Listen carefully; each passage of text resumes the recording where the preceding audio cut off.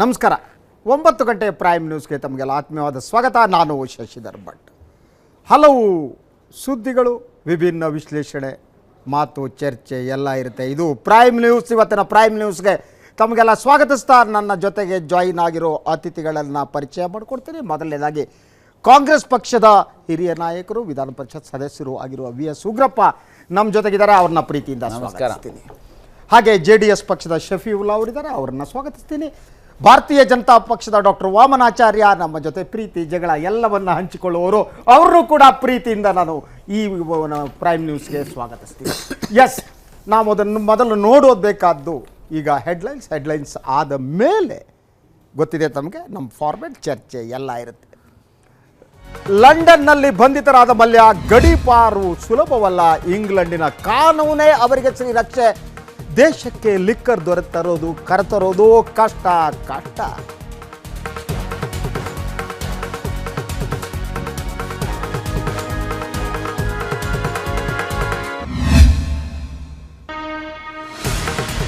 ಬಾಬ್ರಿ ಮಸೀದಿಯ ಧ್ವಂಸ ಪ್ರಕರಣ, ಅಡ್ವಾಣಿ ಜೋಶಿಗೆ ಮತ್ತೆ ಪಿತೂರಿಯ ಉರುಳು. ನಡೆಯಲಿದೆ ತನಿಖೆ. ಬಿಜೆಪಿ ಹಿರಿಯ ನಾಯಕರ ದಾರಿಗೆ ಸಂಕಷ್ಟ.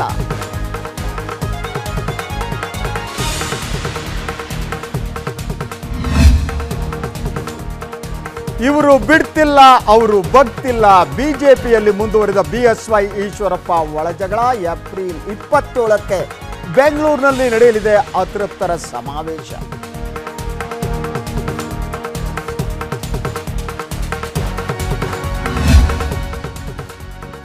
ಶಿವಮೊಗ್ಗ ಹವ್ಯಕರ ಸಂಘದಲ್ಲಿ ಮಠದ ರಾಜಕೀಯ.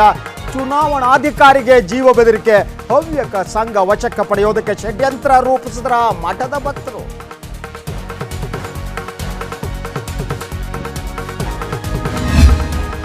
ಅರುಣಾಚಲ ಪ್ರದೇಶದ 6 ಪ್ರದೇಶಗಳಿಗೆ ತನ್ನದೇ ಹೆಸರಿಟ್ಟ ಚೀನಾ. ಭಾರತದ ಭೂಭಾಗ ತನ್ನದೇ ಎಂದು ಸಾಬೀತುಪಡಿಸುವುದಕ್ಕೆ ಯತ್ನ. ಭಾರತದ ವಿರುದ್ಧ ಉಗ್ರರೂಪಿಯಾದ ಡ್ರ್ಯಾಗನ್ ದೇಶ.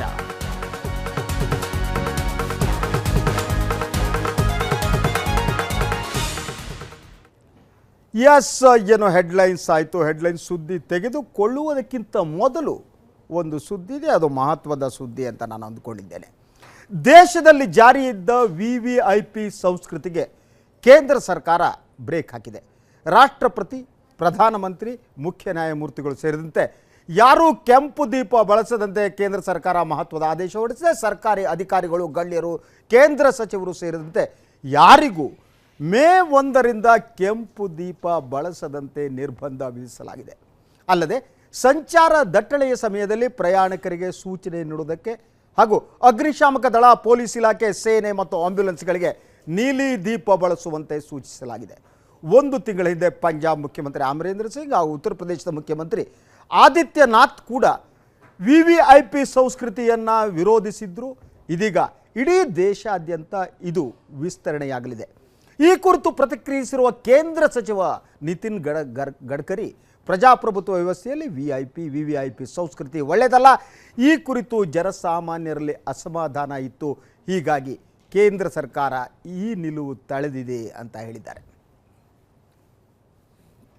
VIP कल्चर हमारे लोकतंत्र के लिए अच्छा नहीं है. हमारा लोकतंत्र में लोकतंत्र के प्रति जनता का सम्मान बढ़े और माँ बाप सरकार जनता है, और इसलिए ये जो लाल दिया की गाड़ी उसके अंदर में सायरन बजाना, ये बातों से लोगों के मन में भी क्रोध होता था. और इसलिए आज हमने ये निर्णय किया है कैबिनेट में कि केवल इमरजेंसी सर्विसेज जैसे फायर ब्रिगेड है, एम्बुलेंस है, इसको छोड़कर इस देश में पूरी तरह से लाल दिया खत्म हो जाएगा. अब कोई दिया लगेगा नहीं, और इसके बारे में नोटिफिकेशन 1 मई के पहले हम निकाल देंगे. मैंने आज से हटा दी, क्योंकि जब निर्णय हुआ है, मेरे विभाग ने ये निर्णय, मेरी जिम्मेदारी है, तो मैंने नैतिक दृष्टि से आज से लाल दिया हटा दिया है. नहीं, बाकी हटाने के लिए आज बंधन नहीं है. ये जब नोटिफिकेशन निकलेगा उसके बाद में कोई लगा नहीं सकता, इसलिए तब तक वो लगा सकते. ये हर व्यक्ति के डिपेंड है. ಎಸ್, ಇದೊಂದು ಮಹತ್ವದ ತೀರ್ಮಾನ. ಯಾಕೆಂದರೆ ಈ ಕೆಂಪು ದೀಪಗಳ ಹಾವಳಿ ತುಂಬ ಜಾಸ್ತಿಯಾಗಿತ್ತು. ಅದರ ಜೊತೆ ಈ ಸಂಬಂಧಪಟ್ಟ ಕೆಲವು ಅಂಶಗಳು ನನ್ನ ಬಳಿ ಇದೆ. ಚರ್ಚೆಗೆ ಅದು ಅನುಕೂಲ ಆಗುತ್ತೆ ಅಂದ್ಕೊಂಡಿದ್ದೇನೆ. ಇದಕ್ಕೆ ಪೂರಕವಾದ ಪರಿಣಾಮ ಇದೆ, ಹಾಗೆಯೇ ಪೂರಕವಲ್ಲದ ನೆಗೆಟಿವ್ ಆದ ಪರಿಣಾಮ ಕೂಡ ಇರ್ಬೋದು. ಅದ್ರ ಬಗ್ಗೆ ನಾನು ಚರ್ಚೆ ಮಾಡ್ತೇನೆ. ಇದು ಇವತ್ತು ಏನು ಕೇಂದ್ರ ಸಚಿವ ಸಂಪುಟ ಸಭೆಯಲ್ಲಿ ತೀರ್ಮಾನ ಕೈಗೊಳ್ಳಾಯಿತು. ನಂತರ ಅರುಣ್ ಜೇಟ್ಲಿ ಅಧಿಕೃತ ಪತ್ರಿಕಾಗೋಷ್ಠಿಯಲ್ಲಿ ಈ ವಿವರವನ್ನು ನೀಡಿದರು. ರಾಷ್ಟ್ರಪತಿ, ಉಪರಾಷ್ಟ್ರಪತಿ ಮತ್ತು ಸರ್ವೋಚ್ಚ ನ್ಯಾಯಾಲಯದ ಮುಖ್ಯ ನ್ಯಾಯಮೂರ್ತಿಗಳಿಗೆ ಈ ನಿಯಮದಿಂದ ವಿನಾಯಿತಿ ನೀಡಲಾಗಿದೆ. ಮುಂದಿನ ಮೇ 1ರಿಂದ ಇದು ಜಾರಿಗೆ ಬರ್ತಾ ಇದೆ. ಪ್ರಧಾನಿ ಮತ್ತು ಇತರ VVIPಗಳ ವಾಹನದ ಮೇಲೆ ಕೆಂಪು ದೀಪ ಮೇ 1ರಿಂದ ಇರೋದಿಲ್ಲ. ಅದನ್ನು ಅರುಣ್ ಜೇಟ್ಲಿ ಪತ್ರಿಕಾಗೋಷ್ಠಿಯಲ್ಲಿ ತಿಳಿಸಿದರು. ಇನ್ನು ಕೇಂದ್ರ ಮತ್ತು ರಾಜ್ಯಗಳ ಗಣ್ಯರು ಕೆಂಪು ದೀಪ ಬಳಸುವಂತಿಲ್ಲ. ಆಂಬ್ಯುಲೆನ್ಸ್, ಅಗ್ನಿಶಾಮಕ ದಳ ಮತ್ತು ಪೊಲೀಸ್ ವಾಹನಗಳು ಮತ್ತು ಇತರ ತುರ್ತು ಸೇವೆಗಳ ವಾಹನಕ್ಕೆ ಇದರಿಂದ ವಿನಾಯಿತಿ ನೀಡಲಾಗಿದೆ. ಈ ನಿಯಮ ಯಾರ್ಯಾರಿಗೆ ಅನ್ವಯ ಆಗುತ್ತೆ ಅಂತ ಹೇಳ್ಬಿಟ್ಟು ನಾನು ನಮ್ಮ ಗಣ್ಯ ಅತಿಥಿಗಳ ಜೊತೆ ಚರ್ಚೆ ಮಾಡ್ತೀನಿ. ಇದು ಪ್ರಧಾನಮಂತ್ರಿಗೆ ಅನ್ವಯ ಆಗುತ್ತೆ, ಕೇಂದ್ರ ಸಚಿವರಿಗೆ ಅನ್ವಯ ಆಗುತ್ತೆ, ಮುಖ್ಯಮಂತ್ರಿಗಳಿಗೆ ಅನ್ವಯ ಆಗುತ್ತೆ, ರಾಜ್ಯದ ಸಚಿವರುಗಳಿಗೆ ಅನ್ವಯ ಆಗುತ್ತೆ, ಅಧಿಕಾರಿಗಳಿಗೆ ಅನ್ವಯ ಆಗುತ್ತೆ, ಉಚ್ಚ ಮತ್ತು ಸರ್ವೋಚ್ಚ ನ್ಯಾಯಾಲಯದ ನ್ಯಾಯಾಧೀಶರಿಗೆ ಇದು ಅನ್ವಯ ಆಗುತ್ತೆ. ಇದು category. Yes, first Ugrappa, your reaction. ಕೆಂಪು ದೀಪದ ನಿಷೇಧ ಏನಂತೀರಿ ನೀವು? ನೋಡಿ, ನನಗೆ ನಿಜಕ್ಕೂ ಸಹ ಇದು ಒಂದು ಸ್ವಾಗತಾರ್ಹವಾಗಿರ್ತಕ್ಕಂಥ ತೀರ್ಮಾನ ಅಂಥೇಳಿ ನಾನಂತೂ ಭಾವಿಸಿದ್ದೇನೆ. ಇದು ಇವತ್ತು ನಿನ್ನೆಯ ವಿಚಾರ ಅಲ್ಲ. 1983ರಲ್ಲಿ ನಮ್ಮ ರಾಜ್ಯದಲ್ಲೇ ರಾಮಕೃಷ್ಣ ಹೆಗಡೆಯವರು ಈ ರಾಜ್ಯದ ಮುಖ್ಯಮಂತ್ರಿಗಳಾದಂಥ ಸಂದರ್ಭದಲ್ಲಿ ಈ VVIP ಕಲ್ಚರನ್ನು ಕಿತ್ತು ಹಾಕ್ತಕ್ಕಂಥ ದೃಷ್ಟಿಯಿಂದ ಅವತ್ತು ಈ ಕೆಂಪು ದೀಪಗಳನ್ನು ತೆಗೆದಾಕಿರ್ತಕ್ಕಂಥದ್ದನ್ನು ನಾವು ಇತಿಹಾಸದ ಪುಟಗಳಲ್ಲಿ ನಾವು ಕಾಣಲಿಕ್ಕೆ ಸಾಧ್ಯತೆ ಇದೆ. ಇದು ಒಂದು. ಎರಡನೇದು, ಮೊನ್ನೆ ತಾನೇ ನಡೆದಂಥ ಏನು ಪಂಜಾಬಿನ ಚುನಾವಣೆಯಲ್ಲಿ ಕ್ಯಾಪ್ಟನ್ ಅಮರೇಂದ್ರ ಸಿಂಗ್ ಅವರು ಇದೊಂದು ಇಶ್ಯೂ ಆಗಿ ಜನರ ಮುಂದೆ ಇಟ್ಟರು. ನನ್ನ ನೇತೃತ್ವದಲ್ಲಿ ಸರ್ಕಾರ ಬಂದ ತಕ್ಷಣ ನಾನು ಈ ಒಂದು ಏನು VVIP ಕಲ್ಚರ್ ಇರ್ತಕ್ಕಂಥದ್ದನ್ನು ಕಿತ್ತಾಕ್ತೇನೆ, ಯಾವುದೇ ಕಾರಣಕ್ಕೂ ಸಹ ಮುಖ್ಯಮಂತ್ರಿಗಳಾಗಲಿ ಮಂತ್ರಿಗಳಾಗಲಿ ಈ ಕೆಂಪು ದೀಪದ VVIP ಕಲ್ಚರನ್ನು ನಾನು ಇಟ್ಕೊಳ್ಳೋದಿಲ್ಲ ಅನ್ನುವಂಥದ್ದನ್ನು ಹೇಳಿ ಕ್ರಮ ಜರುಗಿಸಿದ್ದಾರೆ. ಅದಾದ ಮೇಲೆ ಉತ್ತರ ಪ್ರದೇಶದ ಮುಖ್ಯಮಂತ್ರಿಗಳೂ ಸಹ ಆ ತೀರ್ಮಾನವನ್ನು ಫಾಲೋ ಮಾಡಿರ್ತಕ್ಕಂಥದ್ದಿದೆ. ಹೀಗಾಗಿ ರಾಷ್ಟ್ರವ್ಯಾಪಿ ಒಂದು ರೀತಿ ಜನರಲ್ಲಿ ಅವೇರ್ನೆಸ್ ಕ್ರಿಯೇಟ್ ಆಗಿರ್ತಕ್ಕಂಥ ಹಿನ್ನೆಲೆಯಲ್ಲಿ ಬಹುಶಃ ಕೇಂದ್ರ ಸರ್ಕಾರ ತೆಗೆದುಕೊಂಡಿರ್ತಕ್ಕಂಥದ್ದು ಬಹುಶಃ ಸಮಯೋಚಿತ ಮತ್ತು ಸ್ವಾಗತಾರ್ಹವಾಗಿರ್ತಕ್ಕಂಥ ವಿಚಾರ ಅಂತೇಳಿ ನಾನು ಭಾವಿಸಿದ್ದೇನೆ. ಇದು ಒಂದು. ಎರಡನೇದು, ಇದರಲ್ಲಿ ಇನ್ನೊಂದನ್ನು ಸಹ ಕೇವಲ ದೀಪಗಳನ್ನು ಇದು ಎರಡು ಥರ ಇದೆ. ಒಂದು ಅವಶ್ಯಕತೆ, ಇನ್ನೊಂದು ವೈಭವೀಕರಣ. ಅದೇ ಜಾಸ್ತಿ ಭಾಳ ಜನ ಒಂಥರ ಕೆಂಪು ದೀಪ ಇಟ್ಕೊಂಡು ಹೋದ್ರೆ ಅದ್ರ ಮಜಾ. ಇದು ಒಂದು ಕಡೆ ಅವಶ್ಯಕತೆ. ಈಗ ಉದಾಹರಣೆಗೆ ಆಂಬ್ಯುಲೆನ್ಸ್ ಅಥವಾ ಯಾವುದೋ ಒಂದು ಆಕ್ಸಿಡೆಂಟ್ ಆಗಿರುತ್ತೆ, ಮುಖ್ಯಮಂತ್ರಿಗಳು ಮಂತ್ರಿಗಳು ಇಮ್ಮಿಡಿಯೇಟ್ ಆ ಸ್ಪಾಟ್ಗೆ ಹೋಗ್ತಕ್ಕಂಥ ಸಂದರ್ಭದಲ್ಲಿ ಝೀರೋ ಟ್ರಾಫಿಕ್ ಮಾಡಿ ಹೋಗ್ತಕ್ಕಂಥದ್ದು ಕೆಲವು ಸಮಯದಲ್ಲಿ ದೀಪಗಳನ್ನು ಇದು ಅವಶ್ಯಕತೆ. ಆದರೆ ಇನ್ನು ಕೆಲವರಿದ್ದಾರೆ ಅಧಿಕಾರದ ದರ್ಪವನ್ನು ತೋರ್ತಕ್ಕಂಥ ದೃಷ್ಟಿಯಿಂದ ವೈಭವೀಕರಿಸ್ಕೊಳ್ತಕ್ಕಂಥದ್ದು. ಏನು ಈ ಸೆಂಟ್ರಲ್ ಆ್ಯಕ್ಟ್ ಏನಿದೆ, ಮೋಟರ್ ವೆಹಿಕಲ್ಸ್ ಆ್ಯಕ್ಟಿನ ರೂಲ್ಸ್ ಪ್ರಕಾರ 1987ರ ರೂಲ್ಸ್ ಅಂತ ಕಾಣುತ್ತೆ. ಅದರ ಪ್ರಕಾರ ಒಂದು ಲಿಸ್ಟ್ ಇತ್ತು ಇಲ್ಲಿವರೆಗೂ. ಆ ತಿದ್ದುಪಡಿನಲ್ಲಿ ಏನಾಗಿದೆ, ಅದರಲ್ಲಿ ರಾಷ್ಟ್ರಪತಿಗಳಿಂದ ಹಿಡಿದು ಜಡ್ಜಸ್ ಇಂದ ಹಿಡಿದು ರಾಜಕಾರಣಿಗಳಿಂದ ಹಿಡಿದು ಕೊನೆಗೆ ಈವನ್ MLA MLC ಮತ್ತು ಅಧಿಕಾರಿಗಳವರೆಗೂ ಇರತಕ್ಕಂಥದ್ದಿದೆ. ಅದೇನು ಜಿಲ್ಲಾ ಪಂಚಾಯತ್ ಅಧ್ಯಕ್ಷರಿಂದ ಹಿಡಿದು ಎಲ್ಲರೂ ಗೂಟದ ಇಲ್ಲ, ಒಂದು ನಿಮಿಷ. ಇಲ್ಲೇನಾಗಿದೆ, ನಿಯಮಾವಳಿಗಳಲ್ಲಿ ಒಂದು ವರ್ಗ ಪರ್ಮಿಟ್ ಮಾಡಿದ್ರು ಸಹ ನಿಯಮಾವಳಿಗಳಲ್ಲಿ ಪರ್ಮಿಟ್ ಆಗದೇ ಇರತಕ್ಕಂಥ ಅನೇಕ ಸಂಘ ಸಂಸ್ಥೆಗಳು, ಮಠಾಧೀಶರುಗಳು, ಆಮೇಲೆ ಅನೇಕ ಜನ ಸ್ವಯಂ ಡಿಕ್ಲೇರ್ಡ್ ಲೀಡರ್ಸು, ಇವರೆಲ್ಲರೂ ಸಹ ಹಾಕೊಂಡಿರ್ತಕ್ಕಂಥದ್ದಿದೆ. ಎಲ್ಲೋ ಒಂದು ಕಡೆ ಇದು ಒಂದು ಉತ್ತಮವಾಗಿರ್ತಕ್ಕಂಥ ಕ್ರಮ ಆಗಿ ದೇಶದಲ್ಲಿ ಇಷ್ಟಕ್ಕೆ ನಿಲ್ಲಬಾರದು. ನಂದೇನು ಅನಿಸುವಂಥದ್ದು ಅಂತಂದ್ರೆ, SPG ಕಲ್ಚರ್ ಇದೆ, ಇನ್ನೊಂದು ಕಡೆ ಕಾನ್ವಾಯ್ ಸಿಸ್ಟಮ್ ಇದೆ, ಇನ್ನೊಂದು ಕಡೆ ಒಬ್ಬರು ಪ್ರೈಮ್ ಮಿನಿಸ್ಟರ್ ಒಂದು ಕಡೆ ಹೋಗಬೇಕಾದ್ರೆ ಈಗ ನಮ್ಮ HAL ಉಗ್ರಪ್ಪ, ಈಗ ನಾನು ಸುಮ್ಮನೆ ಜೀವ ಬೆದರಿಕೆ ಅಂತ ಹೇಳ್ಬಿಡೋದು, ರಕ್ಷಣೆ ತಗೊಂಡು ಹಿಂದೆ ಮುಂದೆ ಪೊಲೀಸ್ ಇಟ್ಕೊಂಡು ವೈಭವದಿಂದ. ಹಾಗಾಗಿ ನನಗೇನಪ್ಪ ಅಂದ್ರೆ, ರಿಫಾರ್ಮ್ ತರತಕ್ಕಂಥ ದೃಷ್ಟಿಯಿಂದ ಸಿಂಪ್ಲಿಸಿಟಿ ಜನರ ಮುಂದೆ ಇಡತಕ್ಕಂಥ ಏನು ಚಿಂತನೆ ಇವತ್ತು ರಾಜ್ಯಗಳಲ್ಲಿ ಮತ್ತು ಕೇಂದ್ರದಲ್ಲಿ ಪ್ರಾರಂಭ ಆಗಿದೆ, ಇದನ್ನ ಎಲ್ಲ ಹಂತಗಳಲ್ಲಿ ತರತಕ್ಕಂಥದಕ್ಕೆ ಮುಂದೆ ಆಗಬೇಕು ಅನ್ನುವಂಥದ್ದು ನನ್ನ ಆಶೆ. ಇದು ಕೆಂಪು ದೀಪ ನಮ್ಮ ಇಲ್ಲಿ ಕರ್ನಾಟಕದಲ್ಲಿ ಗೂಟದ ಕಾರು ಅಂತ ಫೇಮಸ್ ಆಗಿರೋದು. ಅಲ್ಲ, ಕೆಂಪು ದೀಪ ಅನ್ನೋದು ರೆಡ್ ಲೈಟ್ ಅಂತ ಆಗ್ಬಿಡುತ್ತೆ, ಸ್ವಲ್ಪ ಪ್ರಾಬ್ಲಮೇ ಅದು. ಇದನ್ನ ಪೂರ್ತಿಯಾಗಿ ಕಲ್ಚರನ್ನೇ ಮುಗಿಸಿದ್ರೆ ಸ್ವಾಗತಾರ್ಹವಾದ ವಿಷಯ. ಇದರಲ್ಲಿ ಇನ್ನೊಂದು ವಿಷಯ ತಾವೆತ್ತಿದ್ರೆ ಅದು ಏನು ಅಂದರೆ, ಏನೋ ಒಂದು ಹೇಳಿಕೆ ಕೊಡೋದು, ಈ ಸಮಾಜ ವಿರೋಧಿನೋ ಅಥವಾ ಯಾವುದೋ ಜನಾಂಗ ವಿರೋಧಿನೋ ಹೇಳಿಕೆ ಕೊಟ್ಬಿಟ್ಟು ನನಗೆ ಜೀವ ಭಯ ಇದೆ ಅಂತ ಹೇಳಿಬಿಟ್ಟು ತಗೊಳ್ಳೋ, ಇದು Z ಕ್ಯಾಟಗರಿ ಅಂತ ಈ ಆಲ್ರೆಡಿ ಕೇಂದ್ರ ಸರ್ಕಾರನೇ ಭಾಳ ಜನರಿಗೆ ಕೊಟ್ಟಿದೆ. ನೋಡಿದ್ರೆ ಅವರು ಏನು ಲೆಕ್ಕಕ್ಕಿಲ್ಲದ ಜನ ಮಾಡಿರೋದೇನೆಂದರೆ ದುಷ್ಕೃತ್ಯ. ಜನರಿಗೆ ಅವ್ರ ಭಾವನೆಗಳನ್ನ ಕೆರಳಿಸಿ ಅವ್ರ ಭಾವನೆಗಳ ಜೊತೆಯಲ್ಲಿ ಆಟ ಆಡಿ ಚೆಲ್ಲಾಟ ಆಡಿ ಆ ಜನರಿಂದ ಹೆದರಿಕೆ ಇದೆ ಅಂತ ಇವರೇ ಹೇಳ್ಕೊಂಡು ಆಮೇಲೆ ಭಾಳ ನಿಗಿರ್ಕೊಂಡು ಹಿಂದೆ ಮುಂದೆ ಪೊಲೀಸವ್ರಿಗೆ ಇಟ್ಕೊಂಡು ಓಡಾಡೋದು. ಇದನ್ನು ಈ ಗೂಟದ ಜೊತೆಲಿ ಇದನ್ನು ನಿಜವಾಗ್ಲೂ ತೆಗಿಲೇಬೇಕು ಅಂತ ಇಲ್ಲಿ ಒಂದಿದೆ. ಎಸ್, ಇದು ಸ್ವಾಗತ, ಎಲ್ಲರೂ ಸ್ವಾಗತ ಮಾಡಿದ್ದಾರೆ, ಸ್ವಾಗತ ಮಾಡೋದು. ಆದರೆ ಅನಿವಾರ್ಯ ಸ್ಥಿತಿಯಲ್ಲಿ ಮುಖ್ಯಮಂತ್ರಿಗಳು ಇನ್ನಾರು ಹೋಗಬೇಕಾದ ಸ್ಥಿತಿಯಲ್ಲಿ ತೊಂದರೆ ಆಗತ್ತಾ ಅಂತ ಆದರೆ ಈ ತೀರ್ಮಾನವನ್ನು ವಿರೋಧ ಮಾಡೋಕ್ಕೆ ಸಾಧ್ಯ ಇಲ್ಲ. ಬಟ್ ಅದರ ಪರಿಣಾಮಗಳೇನಿದೆ, ಪೂರಕ ಪರಿಣಾಮಗಳು ಒಂದು ಕಡೆ ಆದರೆ ನೆಗೆಟಿವ್ ಆದ ಪರಿಣಾಮಗಳು ಇನ್ನೊಂದು ಕಡೆ ಇದೆ. ಆ ರೀತಿ ಏನಾದರೂ ಆಗೋದು ಸಾಧ್ಯತೆ ಇದ್ದರೆ ಆವಾಗ ಏನು? ಇಲ್ಲ, ಅದಕ್ಕೊಂದು ಪ್ರೊವಿಷನ್ ಈಗ ಅವ್ರು ಮಾಡಿದ್ದಾರೆ. ಏನು ಅಂದರೆ ಪೊಲೀಸ್ ವಾಹನಗಳಿಗೆ ಇರುತ್ತೆ ಅಂತ. ಈಗ ತುಂಬ ಇಂಪಾರ್ಟೆಂಟ್ ಕೆಲಸಗಳಿದ್ದರೆ ಮತ್ತು ಯಾವ ಮಿನಿಸ್ಟ್ರಿಗೆ ಮುಂದೆ ಒಂದು ಪೈಲಟ್ಟು ಹಿಂದೆ ಒಂದು ಫಾಲೋ ಸೆಕ್ಯೂರಿಟಿ ವಾಹನ ಎರಡು ಇರೋದರಿಂದ ಮುಂದಿನ ವಾಹನವನ್ನು ಅವರು ಉಪಯೋಗಿಸ್ಕೊಂಡು ಎಲ್ಲಿ ಅವಶ್ಯ ಇರುತ್ತೋ ಅಲ್ಲಿ ಹೋಗ್ಬೋದು ಅಂತ ಒಂದು ಪ್ರೊವಿಷನ್ ಇರುತ್ತೆ. ಆದರೆ ಉಗ್ರಪ್ಪ ಅವ್ರು ಹೇಳ್ದಂಗೆ ಎಂತೆಂಥವ್ರು ಉಪಯೋಗಿಸ್ತಾರೆ, ಎಲ್ಲ MLAಗಳು ಹಾಕ್ಕೊಳ್ತಾರೆ. ಈಗಂತೂ ಮಠಾಧೀಶರು ಸಂತರು ಅವರು ಅವರಿಗೆ ಜೀವ ಅವರು ನಮ್ಮ ಕ್ಯಾಂಪ್ ಹಾಕಬಿಟ್ಟು ಹಿಂದೆ ಮುಂದೆ ರಕ್ಷಕರು ಇಟ್ಕೊಬಿಟ್ಟು ಅಬಾಬಾ ವೈಭವ. ಹೌದು, ಇದು ಒಂದು ವೈಭವದ ಭಾಗ ಆದರೆ ಇನ್ನೊಂದು ಇದೊಂಥರ ಸೊಕ್ಕು ಕೂಡ. ಅಂದರೆ ನಾನೇನೋ ಇದೇನೆ ಅನ್ನೋದನ್ನು ತೋರಿಸೋದಕ್ಕೆ. ಆದರೆ ಇದು ಒಂದು ಅದರಲ್ಲಿರುವಂಥ ಈ ದೀಪ ಏನಿದೆ ಇದು ಒಂದು ಸಿಂಬಲ್. ಇಂಥವು ಇನ್ನೂ 10-20 ಇವೆ ಗೊತ್ತಾ ನಿಮಗೆ. ಒಂದು ಗೂಟ, ನೀವು ಹೇಳಿದಂಗೆ ಗೂಟ ಅಂದರೆ ಏನು ಗೊತ್ತಾ, ಎಡಗಡೆಗೆ ಒಂದು ಕೆಲವರಿಗೆ ಮಾತ್ರ ಇಲ್ಲ. ಈ ಗೂಟದಲ್ಲಿ ಹಲವು ರೀತಿ ಗೂಟ ಇದೆ. ದೀಪಾನು ಗೂಟನೇ ಅನ್ನೋದು. ನೀವು ಚಾನೆಲ್ನವ್ರ ಪ್ರಶ್ನೆ ಗೂಟ ಇಟ್ಕೊಬಿಟ್ಟು ನಿಮ್ಮನ್ನು ಹೆದರಿಸಬಹುದು, ನಿಮ್ಮನ್ನು ಬೈಲಬಹುದು, ಏನ್ ಬೇಕಾ ಗೂಟದ ಶಕ್ತಿ ಅದು. ಈಗ ಇಷ್ಟಿದಿಗೆ ನೋಡೋದ್ವಲ್ಲಪ್ಪ, ಕೆಲವರೆಲ್ಲ ಎದುರಿಸಿ ಏನೆಲ್ಲ ಎಕ್ಸ್ಟಾರ್ಷನ್ ಮಾಡೋದಕ್ಕೆ ಹೊರಟಿದ್ದೀರಿ. ಸೊ ಏನಾದ್ರೂ ಇದನ್ನ ಸರಿ ಮಾಡಿಕೊಳ್ಳಿಪ್ಪ ಅಂತ ಹೇಳಿದ್ರೆ ಓ ಮೀಡಿಯಾ ವಿರುದ್ಧ ಇರುವಂತರು. ಉಗ್ರಪ್ಪ ಅದಕ್ಕೆ ಏನಂತ ಕರೆಯೋಣ ಗೊತ್ತಾಗ, ಆ ಗೂಟಕ್ಕೆ ಎಕ್ಸ್ಟಾರ್ಷನ್ ಗೂಟ ಅಂತ ಕಡೆ. ಹಂಗೆ ಒಳ್ಳೇದನ್ನ ಹೇಳಿದ್ರೆ ಆದ್ರೆ ನಿಮ್ ನಾಯಕರುಗಳ ಕೆಲವರಿಗೆ ಹೇಳಿ ಇದನ್ನ. ಎಕ್ಸ್ಟಾರ್ಷನ್ ಅಂದ್ರೆ ಬೇರೆ ಬೇರೆ ಗೂಟಗಳು ಇರ್ತವೆ. ಆದ್ರೆ ಅದಕ್ಕಿಂತ ಕೆಲವು ನೋಡೇನ್ ನಾನು, ಅದು ಪ್ರಚಾರ MLA ಅಂತ ಹಚ್ಚಿರ್ತಾರೆ. ಒಬ್ಬ MLA ಎಷ್ಟು ಕಾರ್ ಇರಕ್ ಸಾಧ್ಯ? 6-8 ಇರ್ತವೆ. ಅವ್ರ ಫಾಲೋವರ್ಸ್ ಎಲ್ಲ MLA ಅಂತ ಹಚ್ಕೊಳ್ತಾರೆ. ಆಮೇಲೆ ಅದು ವಿಧಾನಸೌಧದ ಎಂಟ್ರೆನ್ಸ್ಗೆ ಏನು ಪಾಸ್ ಇದೆಯಲ್ಲ, ಅದು ಹೆಂಗೆ ಪಡಿತಾರೋ ಗೊತ್ತಿಲ್ಲ. ನಾನು ಕೂಡ ಕ್ಯಾಬಿನೆಟ್ ಲೆವೆಲ್ ಪೋಸ್ಟಲ್ಲಿ ಇದ್ದೆ. ನಾನು ಎಂದೂ ಹೋಗಿ ಕೇಳಲಿಲ್ಲ, ನನಗೆ ಯಾರೂ ಕೊಡಲಿಲ್ಲ ಅದನ್ನು. ಹೋಗ್ತಿದ್ವಿ ವಿಧಾನಸೌಧಕ್ಕೆ ಹೋಗುವಾಗ ನಾನು ಹೇಳ್ತಿದ್ದೆ ನಾನು ಇಂಥವ್ನು ಬಂದಿದ್ದೇನೆ ಅಂತ ಪೋಸ್ಟರ್ ಅಂಟಿಸ್ತಾರೆ. ಅವ್ರು ಹೋಗ್ಬಿಟ್ಟು ಚಿಕ್ಕಪೇಟೆಯಲ್ಲೋ ಅಥವಾ ಎವೆನ್ಯೂ ರೋಡಲ್ಲೋ ನೋ ಎಂಟ್ರಿ ಇರುವಲ್ಲಿ ಎಂಟ್ರಿ ಆಗಿ ಆ ಕಾರ್ ನಿಲ್ಸ್ಕೊಂಡು ನಿಂತಿರ್ತಾರೆ. ಅಂದರೆ ಬೇರೆ ಬೇರೆ ಥರದ ನಿಯಮಗಳನ್ನು ಮುರಿಯೋದಕ್ಕೆ ಬೇಕಾಗುವಂಥ ಸೊಕ್ಕು ಮತ್ತು ಉದ್ದಟತನವನ್ನು ತೋರಿಸೋದಕ್ಕೆ ಬೇಕಾದಷ್ಟು ಮಾರ್ಗಗಳು ನಮ್ಮ ಹತ್ರ ಇವೆ. ಅದನ್ನು ನಿಲ್ಸಿದ್ದು ಒಳ್ಳೇದು. ಪ್ರಿಯ ವೀಕ್ಷಕರು, ಏನೇ ಇರಲಿ, ಈ ಗೂಟಗಳೇನಿವೆ ಹಲವು ರೀತಿಯ ಗೂಟಗಳಿವೆ. ಹಲವು ರೀತಿಯ ಗೂಟಗಳು ಹಲವು ರೀತಿಯ ಪ್ರಭಾವವನ್ನು ಬಳಸ್ತವೆ. ಹಲವು ರೀತಿಯ ಗೂಟಗಳು ಹಲವು ರೀತಿ ಬಳಕೆ ಆಗ್ತವೆ. ಸೊ ಗೂಟ ದೀಪ ಈ ಎರಡರ ಸಮಸ್ಯೆ ಇದು. ದೀಪ ಕೆಂಪು ದೀಪ ಗೂಟ ನೋಡಿದ್ರೆ ಬಹಳ ಪ್ರಿಯವಾಗಿ ಕಾಣ್ತಾ ಇದೆಯಲ್ಲ ಯಾರಿಗೆ? ನಿನಗೆ. ಸೊ ದೀಪದ ಸಮಸ್ಯೆ ಕೂಡ ಇದೆ. ಅದಕ್ಕೆ ನಾನು ಹೇಳಿದೆ ಕೆಂಪು ದೀಪ ಅಂತ, ಅದು ರೆಡ್ ಲೈಟ್ ಏರಿಯಾ ಅಂತೆಲ್ಲ ಬಂದ್ಬಿಡುತ್ತೆ. ಅದು ಅವಮಾನ ಮಾಡಿದಂತೆ. Should not use those type of words. ಆದರೂ ಅನಿವಾರ್ಯ ಕಾರಣದಲ್ಲಿ ಕೆಂಪು ದೀಪ ಏನೋ ಅದು ಗಾಡಿ ಮೇಲಿರೋ ಕೆಂಪು ದೀಪ, ಇನ್ನಿರೋ ಕೆಂಪು ದೀಪ ಅಲ್ಲ. ಎಸ್, ಮುಂದಿನ ಸುದ್ದಿ ತರೋಣ.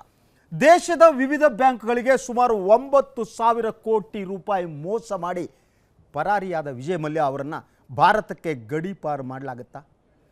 ಅವರ ಗಡೀಪಾರು ನಾವು ತಿಳಿದುಕೊಂಡಷ್ಟು ಸುಲಭ ಆಗಿದೆಯಾ, ಅಥವಾ ಲಂಡನ್ನಲ್ಲಿ ಸ್ಕಾಟ್ಲ್ಯಾಂಡ್ ಯಾರ್ಡ್ ಪೊಲೀಸರು ಅವರನ್ನು ಬಂಧಿಸಿದ್ದೇ ಅವರಿಗೆ ವರದಾನ ಆಗಲಿದೆಯಾ? ಆ ಕುರಿತ ವಿಶ್ಲೇಷಣಾತ್ಮಕ ವರದಿ ಇಲ್ಲಿದೆ. ಮದ್ಯದ ದೊರೆ ಮಲ್ಯಗೆ ವರದಾನವಾಯ್ತಾ ಬಂಧನ? ಬ್ರಿಟನ್ನಿಂದ ಲಿಕ್ಕರ್ ರಾಜ್ಯನ ಗಡೀಪಾರು ಕಷ್ಟ. ನಿನ್ನೆ ಲಂಡನ್ನ ಸ್ಕಾಟ್ಲ್ಯಾಂಡ್ ಯಾರ್ಡ್ ಪೊಲೀಸರಿಗೆ ಸಿಕ್ಕಿಬಿದ್ದವರು ಮದ್ಯದ ದೊರೆ ವಿಜಯ್ ಮಲ್ಯ. ಅವರ ಬಂಧನವಾದ ಕೆಲವೇ ಕ್ಷಣಗಳಲ್ಲಿ ಲಂಡನ್ನ ನ್ಯಾಯಾಲಯ ಅವರಿಗೆ ಜಾಮೀನನ್ನ ಕೊಟ್ಟಿದೆ. ಆದರೆ ಈ ಸುದ್ದಿ ಭಾರತದ ಮಾಧ್ಯಮಗಳಲ್ಲಿ ಭಾರೀ ಪ್ರಚಾರವನ್ನ ಪಡ್ಕೊಳ್ತು. ಅದು ಸಹಜ ಕೂಡ. ಆದರೆ ಮಲ್ಯ ಬಂಧನ ಅವರನ್ನ ಗಡೀಪಾರು ಮಾಡುವುದಕ್ಕೆ ಮೊದಲ ಹೆಜ್ಜೆನ? ಕಾನೂನು ಪಂಡಿತರ ಪ್ರಕಾರ ಇಲ್ಲ. ಅವರನ್ನ ಗಡೀಪಾರು ಮಾಡೋದು ಅಷ್ಟು ಸುಲಭ ಅಲ್ಲ. ಅದಕ್ಕೆ ಹಲವಾರು ವರ್ಷಗಳೇ ಹಿಡಿಯಬಹುದು. ಅಂದ್ಹಾಗೆ ಭಾರತದ ಮನವಿಯ ಮೇರೆಗೆ ಮಲ್ಯ ಅವರ ವಿರುದ್ಧ ಕ್ರಮ ಕೈಗೊಳ್ಳಲು ಇಂಗ್ಲೆಂಡಿನ ಸರ್ಕಾರ ಮುಂದಾಯಿತು. ಈ ಸಂಬಂಧ ನ್ಯಾಯಾಲಯಕ್ಕೆ ದೂರನ್ನೂ ಕೊಡಲಾಯಿತು. ಆದರೆ ಇದೇ ಅವರನ್ನ ಗಡೀಪಾರು ಮಾಡಲು ಇಟ್ಟ ಕೊನೆಯ ಹೆಜ್ಜೆ ಅಲ್ಲ. ಇಂಗ್ಲೆಂಡಿನ ಕಾನೂನಿನ ಪ್ರಕಾರ ಈ ಕೆಳಹಂತದ ನ್ಯಾಯಾಲಯಕ್ಕೆ ಅವರನ್ನ ಗಡೀಪಾರು ಮಾಡುವ ಅಧಿಕಾರ ಇಲ್ಲ. ಕೆಲವೇ ಸಲಹೆಯ ಮೂಲಕ ತನ್ನ ಅಭಿಪ್ರಾಯವನ್ನ ನೀಡುವುದಕ್ಕೆ ಮಾತ್ರ ಈ ನ್ಯಾಯಾಲಯಕ್ಕೆ ಅಧಿಕಾರವಿದೆ. ಹೀಗೆ ಸಲಹೆ ನೀಡುವಾಗ ಮಲ್ಯ ವಿರುದ್ಧದ ಕ್ರಿಮಿನಲ್ ಆರೋಪವನ್ನ ಸಾಬೀತುಪಡಿಸಬೇಕು. ಅಲ್ಲಿನ ಕಾನೂನಿನ ಪ್ರಕಾರ ಹೀಗೆ ಸಾಬೀತುಪಡಿಸೋದು ತುಂಬಾ ಕಷ್ಟ. ಮಲ್ಯ ಅವರ ಮೇಲಿರುವ ಆರೋಪ ಕಿಂಗ್ಫಿಷರ್ ಏರ್ಲೈನ್ಸ್ಗಾಗಿ ಸಾಲ ಪಡೆದು ವಾಪಸ್ಸು ಕೊಡದೆ ವಂಚನೆ ಮಾಡಿದ್ದು. ಇದು ಕಂಪನಿಯ ವಂಚನೆಯ ಪ್ರಕರಣವೇ ಹೊರತು ವೈಯಕ್ತಿಕ ವಂಚನೆ ಪ್ರಕರಣ ಅಲ್ಲ. ಇವತ್ತಿನ ದಿವಸ ಅಲ್ಲಿನ ನ್ಯಾಯಾಲಯ ಒಂದು ಕಾರ್ಯವಾಹಿಯನ್ನು ಅವ್ರ ವಿರುದ್ಧ ಸಮನ್ಸ್ ಜಾರಿ ಮಾಡಿದೆ. ಬನ್ನಿ ನಿಮ್ಮದೇನಿದೆಯೋ ಹೇಳಿ, ಭಾರತ ಸರ್ಕಾರದವ್ರು ಏನಿದ್ರು ಅವ್ರದ್ದೇನಿದೆಯೋ ವರ್ಷನ್ ಅದೆಲ್ಲ ಹೇಳಿ, ನಾವೊಂದು ಅಡ್ವೈಸರಿ ಜ್ಯೂರಿಸ್ಡಿಕ್ಷನ್ ಅಂದರೆ ಒಂದು ಸಲಹೆಯನ್ನು ಬ್ರಿಟಿಷ್ ಸರ್ಕಾರಕ್ಕೆ ಆ ನ್ಯಾಯಾಲಯ ಕೊಡುತ್ತೆ. ಈ ಎಲ್ಲ ವಾದ ವಿವಾದಗಳನ್ನು ಆಲಿಸಿದ ನಂತರ ಆ ನ್ಯಾಯಾಲಯ ಒಂದು ಸಲಹಾತ್ಮಕವಾದಂತಹ ಒಂದು ಒಪಿನಿಯನ್, ಅದು ಯಾವುದೇ ಒಂದು ಕೇಸನ್ನು ನಿರ್ಧರಿಸಲ್ಲ. ಯಾಕಂದರೆ ಕೇಸನ್ನು ನಿರ್ಧರಿಸ್ತಕ್ಕಂಥ ಒಂದು ಜ್ಯೂರಿಸ್ಡಿಕ್ಷನ್ನ ಆ ಕೋರ್ಟ್ ಎಕ್ಸರ್ಸೈಸ್ ಮಾಡ್ತಾ ಇಲ್ಲ. ಜೊತೆಗೆ ಕೆಳಹಂತದ ನ್ಯಾಯಾಲಯದಲ್ಲಿ ಮಲ್ಯ ವಿರುದ್ಧ ತೀರ್ಮಾನ ಬಂದರೂ ಅವರಿಗೆ ಮೇಲ್ಮನವಿ ಸಲ್ಲಿಸುವ ಅವಕಾಶವಿದೆ. ಅವರು ಮೇಲ್ಮನವಿ ಸಲ್ಲಿಸಿದ್ರೆ ಅದು ದೀರ್ಘ ವಿಚಾರಣೆಗೆ ಒಳಪಡುತ್ತೆ. ಅಲ್ಲಿವರೆಗೆ ಮಲ್ಯ ಸುಖವಾಗಿ ಲಂಡನ್ನಲ್ಲಿ ಓಡಾಡಿಕೊಂಡೇ ಇರಬಹುದು. ಜೊತೆಗೆ ಭಾರತ ಮತ್ತು ಇಂಗ್ಲೆಂಡಿನ ನಡುವೆ 1995ರಲ್ಲಿ ಸಹಿ ಹಾಕಲಾದ ಗಡೀಪಾರು ಒಪ್ಪಂದ ಕೂಡ ಸಂಕೀರ್ಣವಾಗಿದೆ. ಇದರಿಂದಾಗಿ ಮಲ್ಯ ಅವರಿಗೆ ತಕ್ಷಣಕ್ಕೆ ಅಪಾಯ ಏನೂ ಇಲ್ಲ. ಕೋರ್ಟು ಸಹ ಹೇಳ್ತದೆ, ಲಂಡನ್ ಕೋರ್ಟು ಸಹ ಹೇಳ್ತದೆ, ಕ್ರಿಮಿನಲ್ ಆದ ಸರಿಯಾದ ಒಂದು ದಾಖಲೆಗಳನ್ನು ನನ್ನ ಮುಂದೆ ಈ ದೇಶದಲ್ಲಿ ಅವನು ಏನು ಅಪರಾಧ ಮಾಡಿದ್ದಾನೆ ಅದನ್ನು ಸರಿಯಾದ ರೀತಿಯಲ್ಲಿ ತೋರಿಸಿದರೆ ಅವರು ವರ್ಗಾವಣೆ ಮಾಡೇ ಕೊಡಬೇಕಾಗತ್ತೆ. ಆ ರೀತಿಯ ಒಂದು ಟ್ರೀಟಿ ಇದೆ. 92ನಲ್ಲಿನೂ ಟ್ರೀಟಿ ಬಂದಿತ್ತು. ನಂತರ 2003ನಲ್ಲಿ ಸ್ವತಃ ಲಂಡನ್ ಗೌರ್ಮೆಂಟಿನ ಟ್ರೀಟಿ ಪ್ರಕಾರವೂ ಸಹ ಭಾರತ ದೇಶ ಮತ್ತು ಲಂಡನ್ UK ಮಧ್ಯೆ ನಡೆದಿರುವಂಥ ಒಂದು ಟ್ರೀಟಿನಲ್ಲಿ ಆ ರೀತಿಯಲ್ಲಿದೆ. ಒಟ್ನಲ್ಲಿ ವಿಜಯ್ ಮಲ್ಯ ಅವರನ್ನ ಲಂಡನ್ ಪೊಲೀಸರು ಬಂಧಿಸಿದ್ದು ದೇಶದ ವಿಜಯ ಅಂತಾನೆ ಬಣ್ಣಿಸಿದ್ರೆ ಅದು ಸುಳ್ಳು. ಪ್ರಚಾರಕ್ಕಾಗಿ ಇದನ್ನ ಬಳಸಿಕೊಳ್ಳಬಹುದಾದ್ರೂ ದೇಶಕ್ಕೆ ಅವರನ್ನ ಕರೆತರಲು ಸಾಧ್ಯ ಅನ್ನೋದನ್ನ ನಂಬೋದು ಬಹಳ ಕಷ್ಟ. ಬ್ಯೂರೋ ರಿಪೋರ್ಟ್, ಸುದ್ದಿ ಟಿವಿ. ಎಸ್, ಇನ್ನು ನಾವು ಈ ಎಕ್ಸ್ಟ್ರಾಡಿಷನ್ ಟ್ರೀಟಿ ಅಂದ್ರೇನು, ಅದರದ್ದು ಒಂದು ಪ್ಯಾಕೇಜ್ ಇದೆ, ಅದು ನೋಡೋದಕ್ಕಿಂತ ಮೊದಲು ಲಂಡನ್ನಲ್ಲಿ ಏನು ಹೇಳ್ತಾರೆ ನಮ್ಮ ಪ್ರತಿನಿಧಿ ಕುಮಾರ್ ಕುಂಟಿಕಾನ್ ಮಠ ಅವರು ನಮ್ಮ ಜೊತೆ ನೇರ ಸಂಪರ್ಕದಲ್ಲಿ ಇದ್ದಾರೆ. ಅವ್ರು ಕೇಳ ಲಂಡನ್ನಲ್ಲಿ ಏನು ಮಾಡ್ತಾರೆ, ಏನು ಮಾತಾಡ್ತಾರೆ, ಲೀಗಲ್ ಒಪಿನಿಯನ್ ಏನಿದೆ ಅಂತ. ಕುಮಾರ್ ಹೇಳಿ, ಏನೀಗ ಈ ಕಾನೂನಿನ ವ್ಯಾಪ್ತಿ ಇಲ್ಲಿ ಇಂಡಿಯಾದಲ್ಲಿ ನಾವು ಡಿಸ್ಕಸ್ ಮಾಡ್ತಾ ಇದ್ದೀವಿ. ಒಂದು ಕಾನೂನು ಪ್ರಕಾರ ಅವರನ್ನು ಇಂಡಿಯಾಕ್ಕೆ ಗಡೀಪಾರು ಮಾಡೋದು ಅಷ್ಟು ಸುಲಭ ಅಲ್ಲ ಅಂತ. ಅಲ್ಲಿ ಲಾಯರ್ಸ್ ಏನು ಹೇಳ್ತಾರೆ, ಅಲ್ಲಿ ವಾತಾವರಣ ಏನಿದೆ ಕುಮಾರ್? ಅನಾಲಿಸಿಸ್ಗಳು ಮತ್ತೆ ಕೆಲವ್ರ ಜೊತೆ ಡಿಸ್ಕಷನ್ ಲೀಗಲ್ ಎಕ್ಸ್ಪರ್ಟ್ ಒಪಿನಿಯನ್ ಗಳ ಪ್ರಕಾರ extradition to India is not that easy. ಅಷ್ಟು ಈಸಿ ಆಗಿ ಆಗೋದಿಲ್ಲ. It will take several years ಅಂತ ಹೇಳೋದನ್ನ ಅಫಿಷಿಯಲ್ ಆಗಿ ಕೆಲವು ಲೀಗಲ್ ಎಕ್ಸ್ಪರ್ಟ್ಸ್ ಹೇಳ್ತಾ ಇದ್ದಾರೆ. ಈಗ India has requested UK for several times. ಈಗ ಒಂದು 1992 ಇಂದ ತುಂಬಾ ಜನರನ್ನ ಎಕ್ಸ್ಟ್ರಾಡಿಟ್ ಮಾಡ್ಲಿಕ್ಕೆ ಕೇಳ್ಕೊಂಡಿದೆ. ಬಟ್ ಒಬ್ರು ಇಲ್ಲಿವರೆಗೂ ಒಬ್ರು ಪಟೇಲ್ ಅಂತ ಹೇಳಿ ಗುಜರಾತ್ ರಯಟ್ ಕೇಸ್ ಅದರಲ್ಲಿ ಇದ್ದಂತ ವ್ಯಕ್ತಿನ ಮಾತ್ರ ಇಲ್ಲಿವರೆಗೂ 2016 ಅಲ್ಲಿ ನಡೆದಿದೆ. ಹಾಗಾಗಿ ಅದು ಕೂಡ ಕ್ರಿಮಿನಲ್ ಕೇಸ್ ಆದ ಕಾರಣ ಸೊ ಇದು ಅಲ್ಲಿ ಕ್ರಿಮಿನಲ್ ಆಗಿ ಅಷ್ಟು ಈಸಿಯಾಗಿ ಪ್ರೂವ್ ಮಾಡೋದು ಕಷ್ಟ ಇದೆ ಈ ಇಂಟರ್ನ್ಯಾಷನಲ್ ಸಿಸ್ಟಮ್ ಅಲ್ಲಿ. ಸೊ ಹಾಗಾಗಿ it will take several years ಅನ್ನುವಂಥದ್ದು ಎಕ್ಸ್ಪರ್ಟ್ ಒಪಿನಿಯನ್. ಸೊ ಅದರ ಜೊತೆಗೆ ಅದು ಕ್ರಿಮಿನಲ್ ಏನಿದೆ, ಇದು ಪರ್ಸನಲ್ ಆದ ಅಥವಾ ವೈಯಕ್ತಿಕವಾದ ಕ್ರಿಮಿನಲ್ ಆಕ್ಟಿವಿಟೀಸ್ ಅಲ್ಲ, ಇದು ಒಂದು ಕಂಪನಿ ಲಾಸ್ ಆಗಿರೋದು ಅದು ಎಲ್ಲರಿಗೂ ಗೊತ್ತಿದೆ. ಆದ್ರಿಂದ ಇಂಡಿಯಾ ಸರ್ಕಾರ ಹೇಗೆ ಎಸ್ಟಾಬ್ಲಿಷ್ ಮಾಡೋದು ಹೇಗೆ ಕುಮಾರ್ ಇದು? ಅದೇ ಈಗ ಏನಂತಂದ್ರೆ ಯಾವುದೇ ಪೊಲಿಟಿಕಲ್ ಪ್ರೆಷರ್ ಅಂತ ಇದ್ರ ಮೇಲೆ ಖಂಡಿತ ಹಾಕಿ ಗೆಲ್ಲಲಿಕ್ಕೆ ಸಾಧ್ಯ ಇಲ್ಲ. ಯಾಕೆಂತಂದ್ರೆ ಬ್ರಿಟನ್ನಲ್ಲಿ ಕೂಡ ಈಗ ಮೊದಲು ಈಗ ಮೋದಿಯವರು ಬಂದಾಗ ಫಾರ್ ಎಕ್ಸಾಂಪಲ್ ಡೇವಿಡ್ ಕ್ಯಾಮ್ರನ್ ಇದ್ರು. ಡೇವಿಡ್ ಕ್ಯಾಮ್ರನ್ ಜೊತೆಗೆ ಪ್ರೈಮ್ ಮಿನಿಸ್ಟರ್ ಮೋದಿಗೆ ಬಹಳ ಚೆನ್ನಾಗಿ ಸ್ನೇಹ ಇತ್ತು. ಈಗ ಡೇವಿಡ್ ಕ್ಯಾಮ್ರನ್ ಇಲ್ಲ. ಹಾಗಾಗಿ ಇಲ್ಲಿ ಪೊಲಿಟಿಕಲ್ ಲೀಡರ್ಸ್ ಚೇಂಜ್ ಆಗ್ತಾ ಹೋಗ್ತಾರೆ. ಮತ್ತೆ ಅವ್ರ ಕಂಟ್ರಿಗೆ ಬಂದಾಗ, ಅವರ ಲೀಗಲ್ ಸಿಸ್ಟಮ್ ಬಂದಾಗ ಯಾವುದೇ ಇಂಟರ್ನ್ಯಾಷನಲ್ ಪ್ರೆಷರ್ ಗೆ ಅವರು ತಲೆ ಬಗ್ಸೋದಿಲ್ಲ. ಇವನ್ ಅಮೆರಿಕ ಇರ್ಬೋದು ಅಥವಾ ಈಗ ಮೊನ್ನೆ ಬ್ರೆಕ್ಸಿಟ್, ಯುರೋಪಿಯನ್ ಯೂನಿಯನ್ ಜೊತೆ ಸಂಬಂಧವನ್ನೇ ಕಳ್ಸಿಕೊಂಡ್ರು. ಯಾಕಂದ್ರೆ ವೈಯಕ್ತಿಕ ಕಾರಣಕ್ಕಾಗಿ, ಯುಕೆಗೆ ಲಾಭ ಬರಬೇಕು ಅನ್ನುವಂತ ಕಾರಣಕ್ಕಾಗಿ. ಹಾಗಾಗಿ ಯಾರ ಮೇಲೂ ಪ್ರೆಷರ್ ಖಂಡಿತ ಹಾಕ್ಲಿಕ್ಕೆ ಸಾಧ್ಯ ಇಲ್ಲ ಅನ್ನೋದು ಎಕ್ಸ್ಪರ್ಟ್ ಒಪಿನಿಯನ್ ಇಲ್ಲಿ. ಯಶ್ ಕುಮಾರ್, ಕೊನೆಯದಾಗಿ ಒಂದು ಪ್ರಶ್ನೆ ನಿನ್ನೆ ಕೇಳಿದ್ದೇವೆ, ಎಲ್ಲಾದ್ರೂ ಮಲ್ಯ ಅವ್ರು ಸಿಗ್ತಾರ ನೋಡಿ ಅಂತ. ನೀವ್ ಹೇಳಿದ್ರೆ ಅಲ್ಲಿ 30 ಎಕರೆ ಇದೆ ಸ್ವಾಮಿ, ಬಾರ್ಗೀರ್ ಇದೆ, ಅಲ್ಲಿ ಓಡಾಡ್ಕೊಂಡು ಇರ್ಬೋದು ಅಂತ. ಯಾರೋ ಟ್ರೈ ಮಾಡಿದ್ರಲ್ಲ ಅಕ್ಕಪಕ್ಕದಲ್ಲಿ ಎಲ್ಲಾದ್ರು? ಇಲ್ಲ, ಖಂಡಿತ ಇಲ್ಲ. ಯಾಕಂದ್ರೆ ಒಳ್ಳೆ ವೆದರ್ ಇದೆ ಲಂಡನ್ ಅಲ್ಲಿ ಬಹುಶಃ ಸಿಗಬಹುದು, ಓಡಾಡ್ಕೊಂಡಿರ್ಬೋದು ನನ್ನ ಪ್ರಕಾರ. ಇವತ್ತು ಒಳ್ಳೆ ವೆದರ್ ಇದೆ, ಬಿಯರ್ ಕುಡ್ಕೊಂಡು ಎಲ್ಲೋ ಇರ್ಬೋದು ಅವರ ಲೈಫ್ ಅಲ್ಲಿ. ಬಟ್ ಯಾವುದೇ ರೀತಿಯಂತ ಈಗ ಅರೆಸ್ಟ್ ಆಗಿದ್ದಾರೆ ಅಥವಾ ನಮ್ಮ ಇಂಡಿಯಾದ ಪ್ರಕಾರ ಅರೆಸ್ಟ್ ಆದ ತಕ್ಷಣ ಅವ್ರನ್ನ ಜೈಲಿಗೆ ಹಾಕೊಂಡು ಅವ್ರಿಗೆ ನಮ್ಮಲ್ಲಿ ಹೇಳ್ತಾರಲ್ಲ ಪೊಲೀಸ್ ಅವ್ರನ್ನ, ಅಂತದೆಲ್ಲ ಏನು ನಡೆದಿಲ್ಲ. 3 ಗಂಟೆಲಿ ಅವ್ರಿಗೆ ಬೇಲ್ ಸಿಕ್ಕಿದೆ, ಈಸ್ ಹ್ಯಾಪಿಲಿ ಓಡಾಡ್ಕೊಂಡಿದ್ದಾರೆ. ಎಲ್ಲ ಲೀಗಲ್ ಬೇಕಾದ ನೀವು ಲಂಡನ್ ನಲ್ಲಿ ಅಲ್ಲಿ ಅದು ಸ್ವಲ್ಪ ಬಾರ್ಗಿರ್ ನೋಡಿ ಸಾಧ್ಯ ಆದ್ರೆ ಅವ್ರ ಫಾರ್ಮ್ ಹೌಸಿಗೆ ವಿಸಿಟ್ ಮಾಡಿಬಿಟ್ಟು ನಮಗೆ ವರದಿ ಮಾಡಿ. Anyway Kumar, I am thankful to you, thank you very much for the information.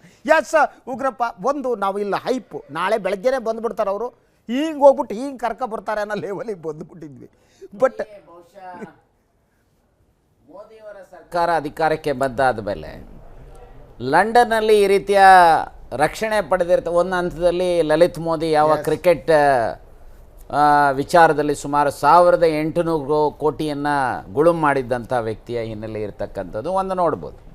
So ಈಗ ವಿಜಯ್ ಮಲ್ಯಾರವರು ಸುಮಾರು 9-10 ಸಾವಿರ ಕೋಟಿಯಷ್ಟು ಬ್ಯಾಂಕ್ಗಳಿಗೆ ಗುಳುಂ ಮಾಡಿದ್ದಾರೆ. ಸೊ ಇದು ನಮ್ಮ ಲೀಗಲ್ ಸಿಸ್ಟಮಲ್ಲಿ ಹೇಗಪ್ಪ ಅಂತ ಹೇಳಿದ್ರೆ, ಯಾವುದೇ ಒಂದು ಅಗ್ರಿಮೆಂಟ್ ಅಥವಾ ಇದನ್ನು ಬರ್ಕೊಳ್ತಕ್ಕಂಥ ಇದರಲ್ಲಿ ಕಂಪನಿಯ ಜೊತೆಗೆ ಅದರ ಡೈರೆಕ್ಟರ್ಸ್ ಇರ್ತಕ್ಕಂಥವ್ರು ಇನ್ನಿತರರು ಯಾರಿದ್ದಾರೆ, individually severally jointly they are liable ಅನ್ನೋವಂಥ ರೀತಿಯಲ್ಲಿ ಇರತಕ್ಕಂಥದ್ದಿದೆ. ಬಹುಶಃ ಇದು ಬ್ಯಾಂಕಿಂಗ್ ಸಿಸ್ಟಮ್ಗೆ ಮಾಡಿರ್ತಕ್ಕಂಥ ದ್ರೋಹ. ಅಲ್ಲಿ ಒಂದು ನಿಮಿಷ, ಕಾನೂನು ಒಂದೇ ನಾನು ಅಲ್ಲಿ ಬರ್ತೀನಿ. ಇಸಿ ಕ್ರಿಮಿನಲ್ ಅಫೆನ್ಸ್ ಅನ್ನೋವಂಥದ್ದಕ್ಕೆ, ಚೀಟ್ ಮಾಡಿರೋವಂಥದ್ದಕ್ಕೆ ಇಂಡಿಯನ್ ಬ್ಯಾಂಕಿಂಗ್ ಇಂಡಸ್ಟ್ರಿಗೆ ಸೊ ಇವತ್ತು ಚೀಟ್ ಮಾಡಿರ್ತಕ್ಕಂಥದಕ್ಕೆ ಇದನ್ನು ಭಾಳ ಸುಲಭ ಎಸ್ಟಾಬ್ಲಿಷ್ ಮಾಡಿರ್ತಕ್ಕಂಥದ್ದು. ಹಣ ತೆಗೆದುಕೊಂಡಿದ್ದಾರೆ, ಅದಕ್ಕೆ ಬಡ್ಡಿ ಸಮೇತ ಕಟ್ಟದೇ ಇರತಕ್ಕಂಥ ಹಿನ್ನೆಲೆಯಲ್ಲಿ ಸೊ ಏನು ಕಾಂಟ್ರಾಕ್ಚುಯಲ್ ಅಬ್ಲಿಗೇಷನ್ಸ್ ವೈಲೇಷನ್ ಮಾಡಿರ್ತಕ್ಕಂಥದ್ದು, ಅದ್ರ ಜೊತೆಗೆ ಚೀಟ್ ಮಾಡಿ ಹಣ ತೆಗೆದುಕೊಂಡೋಗಿ ಬೇರೆ ಬೇರೆ ಕಡೆ ದೇಶಗಳಲ್ಲಿ ಇಟ್ಟಿರ್ತಕ್ಕಂಥದ್ದು ಇದೆ. ಸೊ ನನಗೆ ಅನ್ನಿಸ್ತಕ್ಕಂಥದ್ದು ಅವ್ರು Indian citizen. Mallya Indian citizen, ಅವ್ರು ರಾಜ್ಯಸಭಾ ಮೆಂಬರ್ ಆಗಿರುವಂಥ ಸಂದರ್ಭದಲ್ಲಿ ಅವ್ರ ಸಿಟಿಸನ್ಶಿಪ್ಗೂ ಸಹ ಸಾಕಷ್ಟು ಚರ್ಚೆಗಳು ಆಗಿರುವಂಥದ್ದು ಇದೆ. ಸೊ ನನಗೆ ಏನಪ್ಪ ಅಂತ ಹೇಳಿದ್ರೆ, ನಿಜ ಇಂಟರ್ನ್ಯಾಷನಲ್ ಟ್ರೀಟೀಸ್ ಹಿನ್ನೆಲೆಯಲ್ಲಿರ್ತಕ್ಕಂಥದ್ದನ್ನು ಸೊ ಅವರೇನು ಹ್ಯೂಮನ್ ರೈಟ್ಸು ಅದು ಇದು ಅಳುಮಳು ಅನ್ನೋಂಥದ್ದು ಇದೆ. ನನಗೆ ಅನಿಸುವಂಥದ್ದು ನಮ್ಮ ರಾಷ್ಟ್ರದ ಏನು ಒಂದು ಸಂಪತ್ತಿನ ಲೂಟಿ ಮಾಡಿರ್ತಕ್ಕಂಥ ವ್ಯಕ್ತಿಯನ್ನು ಸೀರಿಯಸ್ ಆಗಿ ಅವ್ರನ್ನ ತರಲೇಬೇಕು ಅಂತ ಹೇಳಿದ್ರೆ, ಯಾಕಂದರೆ ಸುಮ್ಮನೆ ತರಲೇಬೇಕು ಅಂದರೆ ತರ್ಬೋದು ಅಂತ ನೀವು ಹೇಳ್ತಾ ಇದ್ದೀರಿ. ಬಂದೆ ಈಗ ಒಂದು ಅಧಿಕಾರಕ್ಕೆ ಬರೋದಕ್ಕೆ ಮೊದಲು ಮೋದಿಯವರು ಸ್ವಿಸ್ ಬ್ಯಾಂಕ್ ಇನ್ನಿತರ ಬ್ಯಾಂಕ್ಗಳಲ್ಲಿ ಇರ್ತಕ್ಕಂಥ ಎಲ್ಲ ಕಪ್ಪು ಹಣವನ್ನು ವಾಪಸ್ ತಂದು ಈ ದೇಶದ ಪ್ರತಿಯೊಬ್ಬ ಬಡವರ ಅಕೌಂಟಿಗೆ 15 ಲಕ್ಷ ಅಂತ ಹಾಕ್ತೀವಿ ಅಂತ ಹೇಳಿ ಮೊನ್ನೆನೂ ಸಹ ಈ 500,000 ನೋಟುಗಳ ಮುಖಬೆಲೆಯ ನೋಟುಗಳನ್ನು ಸಹ ರದ್ದು ಮಾಡಿ ಆಗಲಾದರೂ ಆಗ್ತಾರೆ ಅನ್ನೋ ಇದ್ವಿ, ಅದು ಆಗಲಿಲ್ಲ. ಸೊ ಹಾಗೆ ಈಗ ಸೊ ಈ ರೀತಿ ಏನು ಬ್ಯಾಂಕ್ಗಳನ್ನು ಲೂಟಿ ಮಾಡಿ ಮೋಸ ಮಾಡಿರ್ತಕ್ಕಂಥವ್ರನ್ನ ಇಲ್ಲಪ್ಪ ಅವ್ರು ಇಂಟರ್ನ್ಯಾಷನಲ್ ಟ್ರೀಟಿ ಪ್ರಕಾರ ಆಗೋದಿಲ್ಲ ಅಂತ ಅವ್ರಿಗೆ ಹೇಳಬೇಕಾಗುತ್ತೆ. ನೋಡಿ, ನಮ್ಮ ದೇಶ ನಿಮ್ಮ ದೇಶದ ಬಾಂಧವ್ಯ ಉತ್ತಮ ರೀತಿಯಲ್ಲಿ ಇರಬೇಕು ಅಂದ್ರೆ ನಮ್ಮ ದೇಶದ ಆರ್ಥಿಕ ಪರಿಸ್ಥಿತಿಯನ್ನ ಬುಡಮೇಲು ಮಾಡತಕ್ಕಂತ ಪ್ರಯತ್ನ ಮಾಡಿರ್ತಕ್ಕಂಥ ಬರ್ತೀನಿ. ಎಕ್ಸ್ಟ್ರಾಡಿಷನ್ ಟ್ರೀಟಿ ಬಗ್ಗೆ ಒಂದು ಸ್ಟೋರಿ ಇದೆ. ಸ್ವಾಮನಾಚಾರ್ಯ, ಒಂದು ಲೀಗಲ್ ಒಪಿನಿಯನ್ ಪ್ರಕಾರ ಅವರ ಗಡೀಪಾರು ನಾವು ತಿಳಿದುಕೊಂಡಷ್ಟು ಸುಲಭ ಆಗಿಲ್ಲ, ಇದು ವರ್ಷಗಟ್ಟಲೆ ತಗೊಳುತ್ತೆ. ಯಾಕಂದ್ರೆ ಈಗ ಯಾವ ಕೋರ್ಟಿನ ಮುಂದಿದೆಯೋ ಆ ಕೋರ್ಟ್ ಅಡ್ವೈಸ್ ಮಾತ್ರ ಕೊಡ್ಬೋದು, ತೀರ್ಮಾನ ಮಾಡೋ ಅಧಿಕಾರ ಇಲ್ಲ, ಅದು ಗೌರ್ಮೆಂಟ್ಗೆ ಅಡ್ವೈಸ್ ಮಾಡೋದಷ್ಟೇ. ಅದಕ್ಕೆ ಮಲ್ಯ ಅಪೀಲ್ ಮಾಡ್ಬೋದು. ಮತ್ತೆ ಸೊ ಈ ಲೀಗಲ್ ಪ್ರೊಸೆಸ್ ಏನಿದೆ, ಈ ಲೀಗಲ್ ಪ್ರೊಸೆಸ್ಸು ಸುದೀರ್ಘವಾಗಿ ನಡೀಬೇಕು. ಅದ್ರ ಜೊತೆಗೆ ಒಂದು ಇಂಡಿವಿಜುವಲ್ ಕ್ರೈಮ್ ಅಂತ ನೀವು ಪ್ರೂವ್ ಮಾಡಬೇಕು. That is a difficult thing. Yes what your reaction? ಈಗ ಸರ್ಕಾರ ಯಾವುದ್ರ ಕಡೆಗೆ ಎಷ್ಟು ಕಾನ್ಸಂಟ್ರೇಟ್ ಮಾಡಬೇಕು ಅನ್ನೋದನ್ನು ಡಿಸೈಡ್ ಮಾಡಬೇಕು. ಮೊದಲು ಸರ್ಕಾರಕ್ಕೆ ಬೇಕಾಗಿರೋದು ಅದರ ಹಣ ವಾಪಸ್ ಬರಬೇಕು. ಸುಬ್ರತ್ ಅವ್ರ ಆಯಕತೆ ನೀವು ಕೇಳ್ತಾ ಇದ್ದೀರಿ. ಈಗ ಒಂದು 4-5 ದಿವಸದಿಂದ ಅಂದರೆ ಇವೆರಡೂ ಸೈಮಲ್ಟೇನಿಯಸ್ ನಡೀತಾ ಇವೆ. ಸುಬ್ರತ್ ರಾಯ್ ಅವರು ಇದೇ ಥರ ಸಾಮಾನ್ಯ ಜನರ ದುಡ್ಡನ್ನು ಚಿಟ್ ಫಂಡ್ ಹೆಸರಿನಲ್ಲಿ ಮತ್ತು ಬ್ಯಾಂಕ್ಗಳಿಂದನೂ ಹಣ ತಗೊಂಡ್ಬಿಟ್ಟು ದೊಡ್ಡ ಆ ಇಸ್ಟೇಟ್ಗಳನ್ನು ಮಾಡಿದರು. ಒಂದು ಇಸ್ಟೇಟು ಬಾಂಬೆ ಪೂನಾದ ಮಧ್ಯ MB ವ್ಯಾಲಿ ಅಂತ ಮಾಡಿದ್ದಾರೆ. ಬ್ಯೂಟಿಫುಲ್ ವ್ಯಾಲಿ, ತುಂಬಾ ಚೆನ್ನಾಗಿದೆ ಸರ್ ಅದು. ಖಂಡಾಲ ಹತ್ರ, ಹೌದು, ಖಂಡಾಲ ಹತ್ರ ಮಾಡಿದ್ದಾರೆ, ಪೂನಾ ಮತ್ತು ಬಾಂಬೆ ಮಧ್ಯ.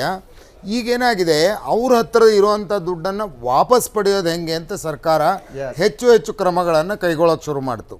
ಅದೇ ಪ್ರಕಾರ ಮಲ್ಯ ಅವ್ರದ್ದು ಕೂಡ ಗೋವಾದಲ್ಲಿದ್ದಂಥ 30 ಎಕರೆ ಏನು ಇಸ್ಟೇಟ್ ಇತ್ತು, ರಿಸಾರ್ಟ್ ಇತ್ತು, ಅದನ್ನು ಕೂಡ ಮೊನ್ನೆ ಆಕ್ಷನ್ಗೆ ಹಾಕಿ ಒಬ್ಬರು ಮುಂಬೈಯವರು ಸಂಜಯ್ ಜೋಶಿ ಅನ್ನೋರು ಅದನ್ನು ಪರ್ಚೇಸ್ ಮಾಡಿದರು.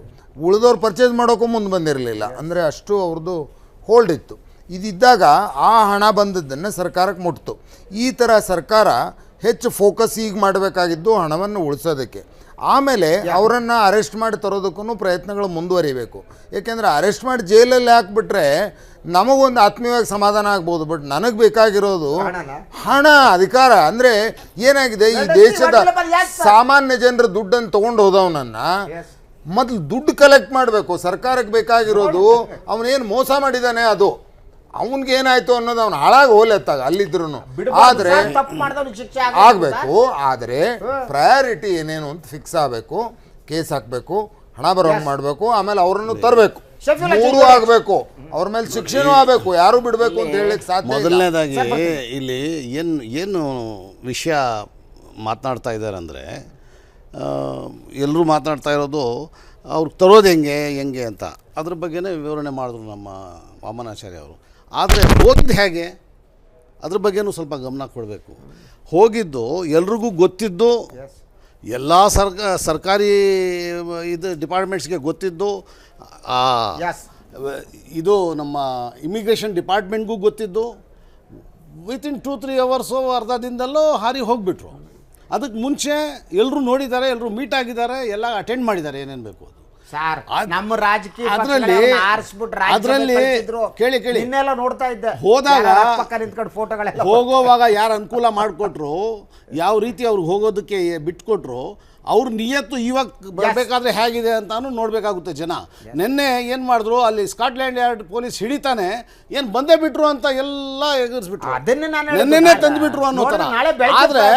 ಆದರೆ ಸ್ಕಾಟ್ಲ್ಯಾಂಡ್ ಯಾರ್ಡ್ ಪೊಲೀಸಿಂದ ಯಾವುದು ಒಂದು ಇದನ್ನು ಬಂದಿಲ್ಲ. ಅದಕ್ಕೆ ನಾನು ಹೇಳ್ತೀನಿ ನಮ್ಮ ಪ್ರಿಯ ವೀಕ್ಷಕರೇ, ಏನು ಈ ಎಕ್ಸ್ಟ್ರಾಡಿಷನ್ ಟ್ರೀಟಿ ಇದೆಯಲ್ಲ ಅದು ಹೇಗಿದೆ ಅದ್ರ ಬಗ್ಗೆ ಒಂದು ವರದಿ ಇದೆ. ಇನ್ನು ಇದ್ರ ಜೊತೆಗೆ ಹೇಳ್ಬಿಡ್ಬೋದು ನಿಮಗೆ, ಐ ವಿಲ್ ಗಿವ್ ದಟ್. ಇನ್ನು ವಿಜಯ್ ಮಲ್ಯ ಬ್ರಿಟನ್ನಲ್ಲಿ ಬಂಧಿತರಾಗಿ ಬಿಡುಗಡೆ ಹೊಂದಿದ ನಂತರ ಎಲ್ಲೆಡೆಯೂ ಚರ್ಚೆಗೆ ಗ್ರಾಸ ಆಗಿರೋದು ಎಕ್ಸ್ಟ್ರಾಡಿಷನ್ ಟ್ರೀಟಿ ಪದ. ಹಾಗಾದರೆ ಎಕ್ಸ್ಟ್ರಾಡಿಷನ್ ಟ್ರೀಟಿ ಅಂದ್ರೆ ಏನು? ಭಾರತ ಯಾವ ದೇಶಗಳ ಜೊತೆ ಹಸ್ತಾಂತರ ಒಪ್ಪಂದವನ್ನು ಹೊಂದಿದೆ ಕುರಿತ ಒಂದು ಡೀಟೇಲ್ಸ್ ವರದಿಯಲ್ಲಿದೆ ನೋಡಿ. ಏನಿದು ಎಲ್ಲರನ್ನೂ ಕಾಡುತ್ತಿರುವ ಎಕ್ಸ್ಟ್ರಾಡಿಷನ್ ಟ್ರೀಟಿ? ಹಸ್ತಾಂತರ ಒಪ್ಪಂದದ ಮೂಲಕ ಮಲ್ಯರನ್ನ ಕರೆತರಲು ಸಾಧ್ಯವೇ? ಇಷ್ಟಕ್ಕೂ ಭಾರತ ಯುಕೆ ನಡುವಿನ ಹಸ್ತಾಂತರ ನೀತಿ ಏನು ಹೇಳುತ್ತೆ? ಎಸ್, ಜಗತ್ತಿನ ಎಲ್ಲ ದೇಶಗಳು ಒಂದಿಷ್ಟು ದೇಶಗಳ ಜೊತೆ ಹಸ್ತಾಂತರ ನೀತಿ ಅಥವಾ ಒಪ್ಪಂದವನ್ನ ಮಾಡಿಕೊಂಡಿರುತ್ತವೆ. ಹಸ್ತಾಂತರ ಅಥವಾ ಪ್ರತ್ಯಂತರ ಒಪ್ಪಂದವೆಂದರೆ ಒಂದು ದೇಶದ ಪ್ರಜೆ ಆ ದೇಶದಲ್ಲಿ ಅಪರಾಧ ಕೃತ್ಯದಲ್ಲಿ ಭಾಗಿಯಾಗಿ ಬೇರೆ ಯಾವುದಾದ್ರೂ ದೇಶಕ್ಕೆ ಹಾರಿ ಹೋದಲ್ಲಿ ಇಂಟರ್ಪೋಲ್ ಮುಖಾಂತರ ರೆಡ್ ಕಾರ್ನರ್ ನೋಟಿಸ್ ಜಾರಿಯಾಗುತ್ತದೆ. ನಂತರ ಒಂದು ದೇಶದ ಬೇಡಿಕೆಯ ಮೇರೆಗೆ ಒಪ್ಪಂದ ಹೊಂದಿರುವ ಇನ್ನೊಂದು ದೇಶ ಆರೋಪದ ಸತ್ಯಾಸತ್ಯತೆ ಪರಿಶೀಲಿಸಿ ಮಾತೃ ದೇಶಕ್ಕೆ ಹಸ್ತಾಂತರಿಸುತ್ತೆ. ನಮ್ಮ ದೇಶದಲ್ಲಿ ಸಿಬಿಐ ಒಳಗೆ ಇಂಟರ್ಪೋಲ್ ವಿಂಗ್ ಇದೆ. ಸಿಬಿಐನ ಇಂಟರ್ಪೋಲ್ ವಿಂಗ್ ಒಬ್ಬ ವ್ಯಕ್ತಿಯ ಮೇಲೆ red corner, blue corner, green corner ಮತ್ತು ಬ್ಲ್ಯಾಕ್ ಕಾರ್ನರ್ ನೋಟಿಸ್ ಅನ್ನ ಜಾರಿಗೊಳಿಸುವ ಹಕ್ಕನ್ನು ಹೊಂದಿದೆ.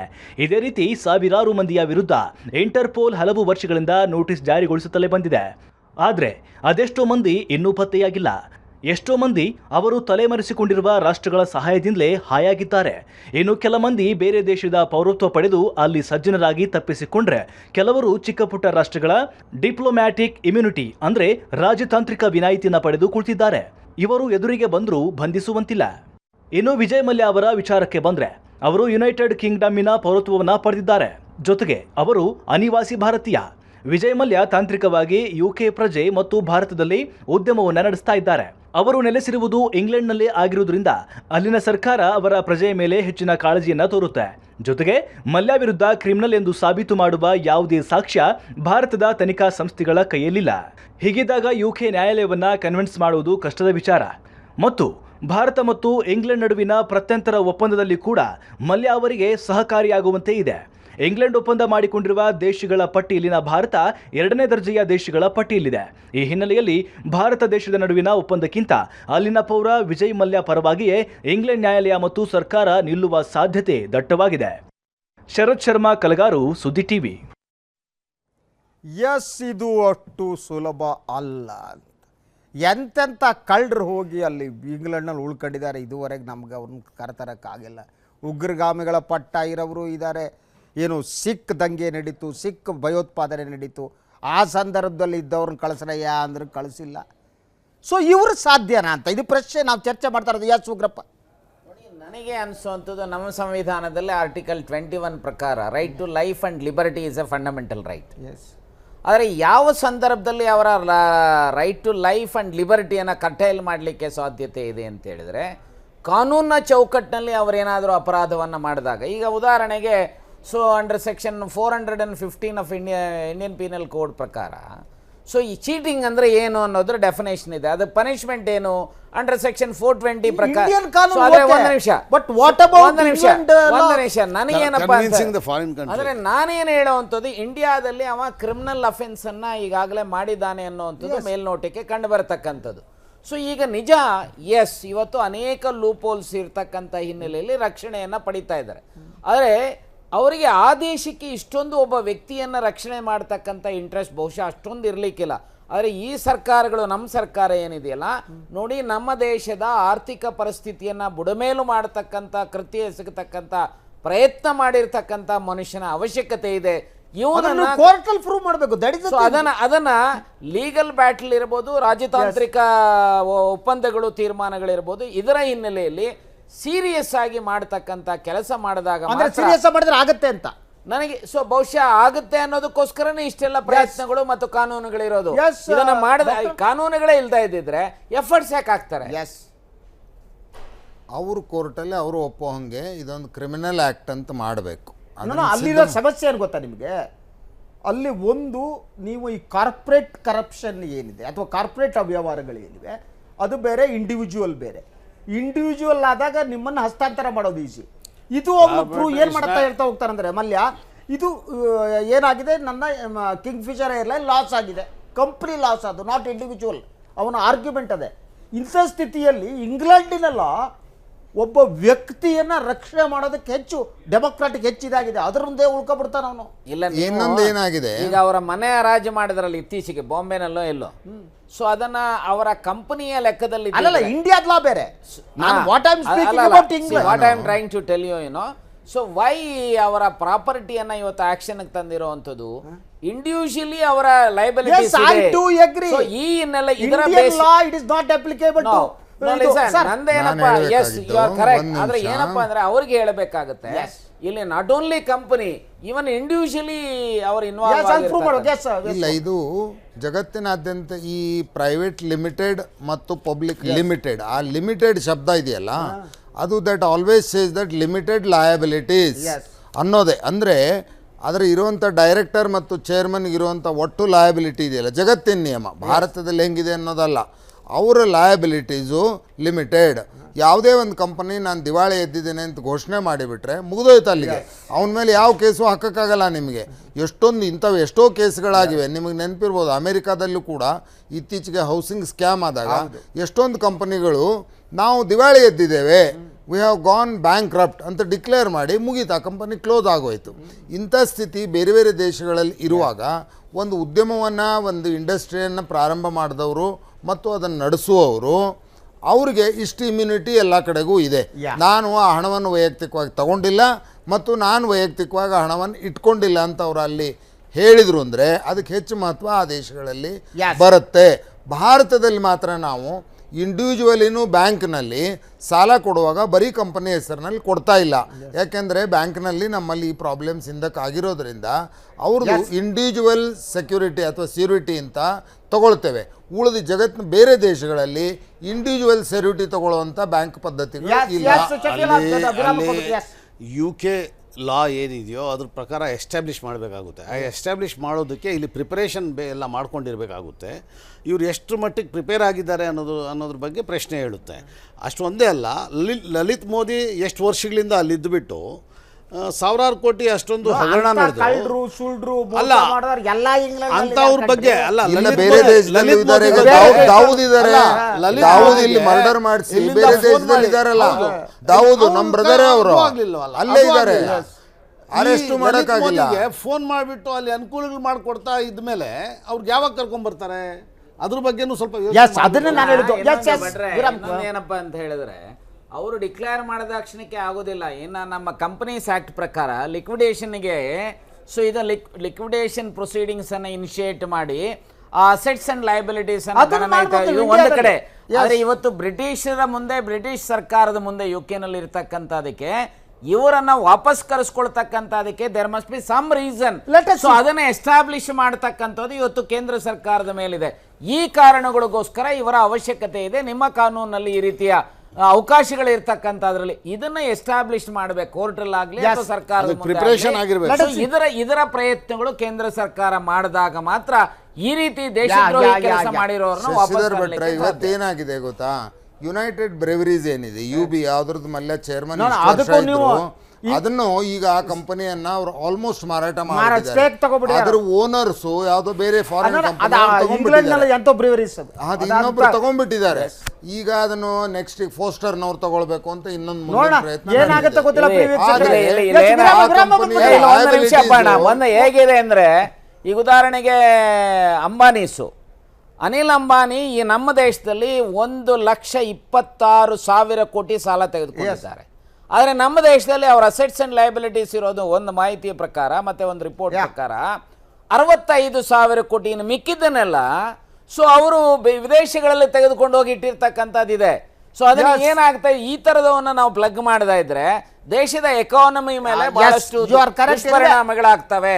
ಎನಿವೆ ಪ್ರಿಯ ವೀಕ್ಷಕರು, ಇದೇನು ಅಂತಂದ್ರೆ ಸನ್ಮಾನ್ಯ ಮಲ್ಯ ಸಾಹೇಬರು ಬಿಯರ್ ಕುಡಿದು ಬಾಟ್ಲಿ ನಮ್ಗೆ ಕೊಟ್ಬಿಟ್ಟು ಹೊಟ್ಟು ಹೋಗ್ಬಿಟ್ಟಿದ್ದಾರೆ. ನಮ್ಮ ಇಂಡಿಯಾದವ್ರ ಕೈಲಿ ಬಾಟ್ಲಿ ಇದೆ, ಒಳಗಡೆ ಬಿಯರ್ ಕುಡ್ದು ಆಗಿ ಹೋಗ್ಬಿಟ್ಟಿದೆ. ಅವರು ಏನು ಮಾಡ್ಬೇಕಾ ಮಾಡಿ. ಆದರೆ ಬಾಟ್ಲಿಗೂ ಸ್ವಲ್ಪ ದಿವಸ ಇಟ್ಟರೆ ಭಾರಿ ಬೆಲೆ ಬರುತ್ತೆ, ಅದು ಸಿಕ್ಕಿಲ್ಲ ನಮಗೆ. ಬಾಟ್ಲಿ ಸಿಕ್ಕಿದ ಕಡೆ ಅಂದ್ಕೊಂಡಿದ್ದೀನಿ. ಬಾಬ್ರಿ ಮಸೀದಿ ಧ್ವಂಸ ಪ್ರಕರಣಕ್ಕೆ ಸಂಬಂಧಿಸಿದಂತೆ ಬಿಜೆಪಿ ಹಿರಿಯ ನಾಯಕ LK ಅಡ್ವಾಣಿ ಮತ್ತಿತರ ಹಿರಿಯ ನಾಯಕರ ವಿರುದ್ಧ ಪಿತೂರಿ ನಡೆಸಿದ ಆರೋಪದ ಬಗ್ಗೆ ತನಿಖೆ ನಡೆಸುವಂತೆ ಸರ್ವೋಚ್ಚ ನ್ಯಾಯಾಲಯ ಇಂದು ಆದೇಶ ನೀಡಿತು. ಇದರೊಂದಿಗೆ 1992 ನಡೆದ ಈ ಪ್ರಕರಣದ ಉರುಳು ಅಡ್ವಾಣಿ ಮತ್ತು ಇತರರಿಗೆ ಸುತ್ತಿಕೊಳ್ಳುವ ಲಕ್ಷಣ ಕಾಣ್ತಾ ಇದೆ. ಜೊತೆಗೆ ಈ ಕೇಸ್ ವಿಚಾರಣೆಯನ್ನು ಪ್ರತಿದಿನ ನಡೆಸಬೇಕು ಮತ್ತು 2 ವರ್ಷದೊಳಗೆ ವಿಚಾರಣೆಯನ್ನು ಪೂರ್ಣಗೊಳಿಸಬೇಕು ಅಂತಲೂ ನ್ಯಾಯಾಲಯ ಸೂಚನೆ ನೀಡಿದೆ. ಬಾಬ್ರಿ ಮಸೀದಿ ಧ್ವಂಸ ಪ್ರಕರಣ. ಸುಪ್ರೀಂ ಕೋರ್ಟ್ ತೀರ್ಪಿನಿಂದ ಕೇಸ್ಗೆ ಮರುಜೀವ. ಕೇಸರಿ ನಾಯಕರಿಗೆ ಶುರುವಾಯಿತು ವಿಚಾರಣೆ ಸಂಕಟ. 1992 ಆ ಕರಾಳ ದಿನ. ಅಯೋಧ್ಯೆಯಲ್ಲಿದ್ದ 16ನೇ ಶತಮಾನದ ಬಾಬ್ರಿ ಮಸೀದಿಯನ್ನ ಕರಸೇವಕರು ಧ್ವಂಸಗೊಳಿಸಿದ್ರು. ಇದಕ್ಕೂ ಮೊದಲು LK ಅಡ್ವಾಣಿ ದೇಶದಾದ್ಯಂತ ರಥಯಾತ್ರೆ ನಡೆಸಿದ್ರು. ರಾಮ ಮಂದಿರ ನಿರ್ಮಾಣದ ವಿಚಾರ ಆಂದೋಲನದ ರೂಪದಲ್ಲಿ ಹೊರಹೊಮ್ಮಿತ್ತು. ಇದಾದ ಮೇಲೆ ವಿವಾದಾತ್ಮಕ ಬಾಬ್ರಿ ಮಸೀದಿಯನ್ನ ಉರುಳಿಸುವ ತೀರ್ಮಾನವನ್ನ ಕರಸೇವಕರು ಕೈಗೊಂಡಿದ್ರು. ಈಗಿನ ಆರೋಪದ ಪ್ರಕಾರ LK ಅಡ್ವಾಣಿ ಮತ್ತು ಮುರಳಿ ಮನೋಹರ್ ಜೋಶಿ ರಾಮ ಜನ್ಮಭೂಮಿ ವಿವಾದಕ್ಕೆ ಸಂಬಂಧಪಟ್ಟಂತೆ ಪ್ರಚೋದನಾತ್ಮಕ ಭಾಷಣವನ್ನ ಮಾಡಿದ್ರು. ಇದೇ ಬಾಬ್ರಿ ಮಸೀದಿಯನ್ನ ಉರುಳಿಸುವುದಕ್ಕೆ ಕಾರಣವಾಯಿತು. ಆಗ ಉತ್ತರ ಪ್ರದೇಶದ ಮುಖ್ಯಮಂತ್ರಿಯಾಗಿದ್ದವರು ಕಲ್ಯಾಣ್ ಸಿಂಗ್. ಈಗ ಅವರು ರಾಜಸ್ಥಾನದ ರಾಜ್ಯಪಾಲರಾಗಿರುವುದರಿಂದ ಅವರ ವಿರುದ್ಧ ವಿಚಾರಣೆ ನಡೆಸುವುದು ಸಾಧ್ಯವಿಲ್ಲ. ಅವರ ಅಧಿಕಾರಾವಧಿ ಮುಗಿದ ತಕ್ಷಣ ಕಲ್ಯಾಣ್ ಸಿಂಗ್ ವಿಚಾರಣೆ ಪ್ರಾರಂಭಿಸಲಾಗುವುದು ಅಂತ ನ್ಯಾಯಾಲಯ ಹೇಳಿದೆ. ಈ ಪ್ರಕರಣದ ತನಿಖೆ ನಡೆಸಿದ CBI ಕೆಲವೊಂದು ಮಹತ್ವದ ಅಂಶಗಳನ್ನು ಬಹಿರಂಗಪಡಿಸಿದೆ. ಬಿಜೆಪಿ ನಾಯಕರು ಬಾಬ್ರಿ ಮಸೀದಿ ಉರುಳಿದ ದಿನವೇ ಪ್ರಚೋದನಾತ್ಮಕ ಭಾಷಣ ಮಾಡಿದ್ರು.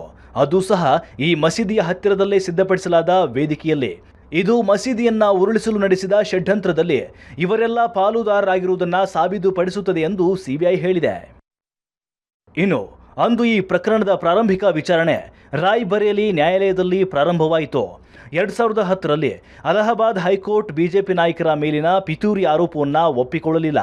ಈ ಆದೇಶದ ವಿರುದ್ಧ CBI ಮೇಲ್ಮನವಿಯನ್ನ ಸಲ್ಲಿಸಿತು. ಜೊತೆಗೆ ಅಲಹಾಬಾದ್ ಮತ್ತು ಲಕ್ನೋ ಪೀಠದ ಮುಂದೆ ಇದ್ದ 2 ಪ್ರಕರಣಗಳನ್ನು ಒಂದೇ ಪ್ರಕರಣ ಎಂದು ಪರಿಗಣಿಸುವುದಕ್ಕೆ ಅಡ್ವಾಣಿ ವಕೀಲರು ವಿರೋಧವನ್ನ ವ್ಯಕ್ತಪಡಿಸಿದ್ರು. ರಾಷ್ಟ್ರಪತಿ ಸ್ಥಾನದ ಮೇಲೆ ಕಣ್ಣಿಟ್ಟಿರುವ ಅಡ್ವಾಣಿಗೆ ಕಂಟಕ. ಬಾಬ್ರಿ ಮಸೀದಿಯನ್ನ ಉರುಳಿಸಿದ ಮೇಲೆ ನಡೆದ ರಾಷ್ಟ್ರವ್ಯಾಪಿ ಪ್ರತಿಭಟನೆಯಲ್ಲಿ 2,000ಕ್ಕೂ ಹೆಚ್ಚು ಜನ ತಮ್ಮ ಪ್ರಾಣವನ್ನ ಕಳೆದುಕೊಂಡಿದ್ರು. ಆದರೂ ಈ ಪ್ರಕರಣಕ್ಕೆ ಇದುವರೆಗೂ ತಾರ್ಕಿಕ ಅಂತ್ಯ ದೊರಕಿಲ್ಲ. ಈಗ ಸರ್ವೋಚ್ಚ ನ್ಯಾಯಾಲಯ ನೀಡಿದ ತೀರ್ಪಿನಿಂದಾಗಿ ಪ್ರಕರಣಕ್ಕೆ ಮತ್ತೆ ಜೀವ ಬಂದಂತಾಗಿದೆ. ಅಡ್ವಾಣಿ ಮತ್ತು ಮುರಳಿ ಮನೋಹರ್ ಜೋಶಿ ಬಾಬ್ರಿ ಮಸೀದಿ ಉರುಳಿಸಲು ತಾವು ಪಿತೂರಿ ನಡೆಸಿಲ್ಲ ಅಂತ ನ್ಯಾಯಾಲಯದ ಮುಂದೆ ಸಾಬೀತುಪಡಿಸಬೇಕಾಗಿದೆ.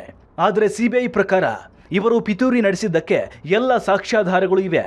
ಅದೇನೇ ಇರಲಿ, ರಾಷ್ಟ್ರಪತಿ ಸ್ಥಾನದ ಮೇಲೆ ಕಣ್ಣಿಟ್ಟಿರುವ ಅಡ್ವಾಣಿ ಅವರಿಗೆ ದೊಡ್ಡ ಕಂಟಕ ಎದುರಾಗಿರುವುದು ಮಾತ್ರ ಸತ್ಯ. ಬ್ಯೂರೋ ರಿಪೋರ್ಟ್ ಸುದ್ದಿ ಟಿವಿ. ಎಸ್ 1992 ಆ ಕರಾಳ ದಿನ ಬಾಬ್ರಿ ಮಸೀದಿಯನ್ನು ಉರುಳಿಸಲಾಯಿತು. ಅದಾದ ಮೇಲೆ ಸುದೀರ್ಘವಾದ ಕಾನೂನು ಹೋರಾಟ ನಡೆದಿದ್ದು. ಏನು ಲಕ್ನೋ ಪೀಠದಲ್ಲಿ ಆ ಒಂದು ಪ್ರಕರಣ ಇತ್ತು, ಹಾಗೆ ಅಲಹಾಬಾದ್ ಪೀಠದಲ್ಲಿ ಇನ್ನೊಂದು ಪ್ರಕರಣ ಇತ್ತು. ಈ ಎರಡು ಪ್ರಕರಣವನ್ನು ಸೇರಿಸಿ ವಿಚಾರಣೆ ನಡೆಸೋದಕ್ಕೆ ಕೂಡ ವಿರೋಧ ಇತ್ತು. ಆದರೆ ಏನು ಈ ಪಿತೂರಿಯ ಆರೋಪ ಏನಿದೆ ಸನ್ಮಾನ್ಯ ಅಡ್ವಾಣಿ ಅವರ ಮೇಲೆ, ಆ ಪಿತೂರಿಯ ಆರೋಪದ ಬಗ್ಗೆ ಈಗ ಮತ್ತೆ ಎಸ್ ವಾಮನಾಚಾರ್ಯ ವಿಚಾರಣೆ ನಡೀತಾ ಇದೆ. ಸೊ 92ರಲ್ಲಿ ನಡೆದು ಸುಮಾರು 25 ವರ್ಷಗಳು ಕಳೆದು ಹೋಗ್ಬಿಟ್ಟಿವೆ. ಇದಾದ ಮೇಲೆ ಏನು ಬಾಬ್ರಿ ಮಸೀದಿ ಉರುಳಿದ ಮೇಲೆ ಈ ದೇಶದಲ್ಲಿ ಸುಮಾರು 2,000 ಜನ ಸಾವಿಗೀಡಾದರು.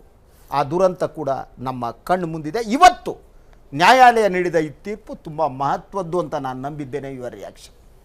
ಇವತ್ತು ಕೊಟ್ಟಂಥ ತೀರ್ಪಿನ ಬಗ್ಗೆ ನಮ್ದು ಏನೋ ಅಬ್ಜೆಕ್ಷನ್ ಇಲ್ಲ. It's correct.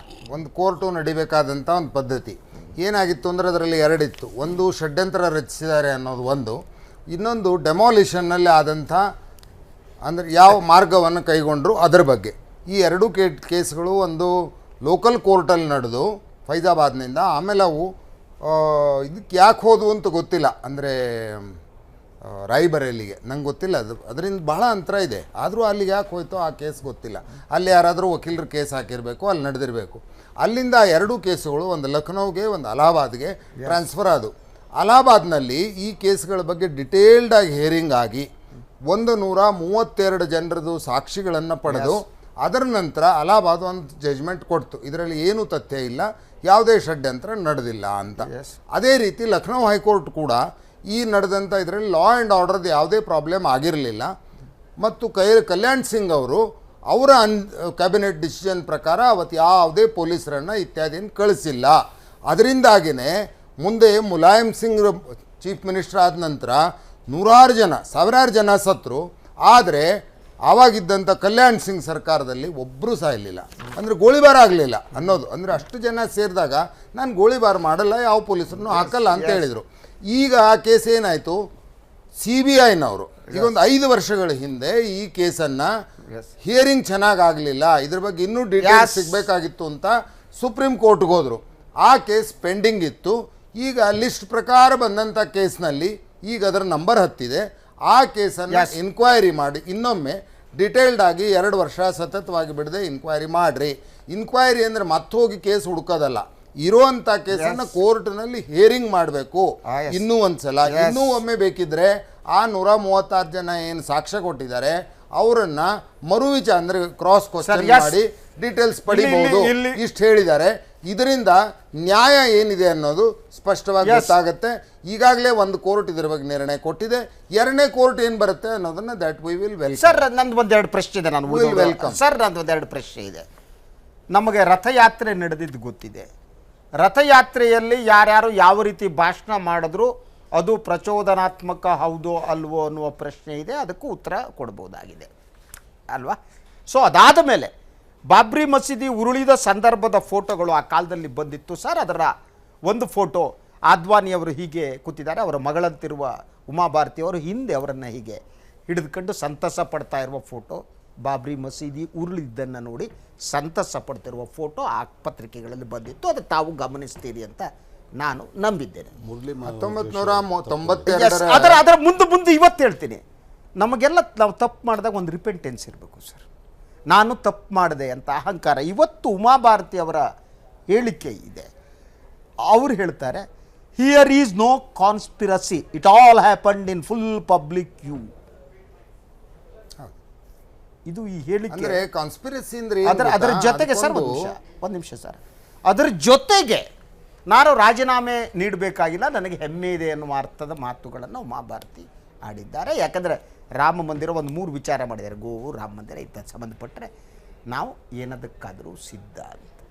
ಅಂದರೆ ಅವರ ವರ್ತನೆಯಲ್ಲಿ ಒಂದು ಸಣ್ಣ ರಿಪೆಂಟೆನ್ಸ್, ಬದುಕಲು ಎಲ್ಲ ತಪ್ಪಾಗುತ್ತೆ, ಅದಿದ್ರೆ ನಾನು ಎಪ್ರಿಸಿಯೇಟ್ ಮಾಡ್ತಿದ್ದೆ ಸರ್.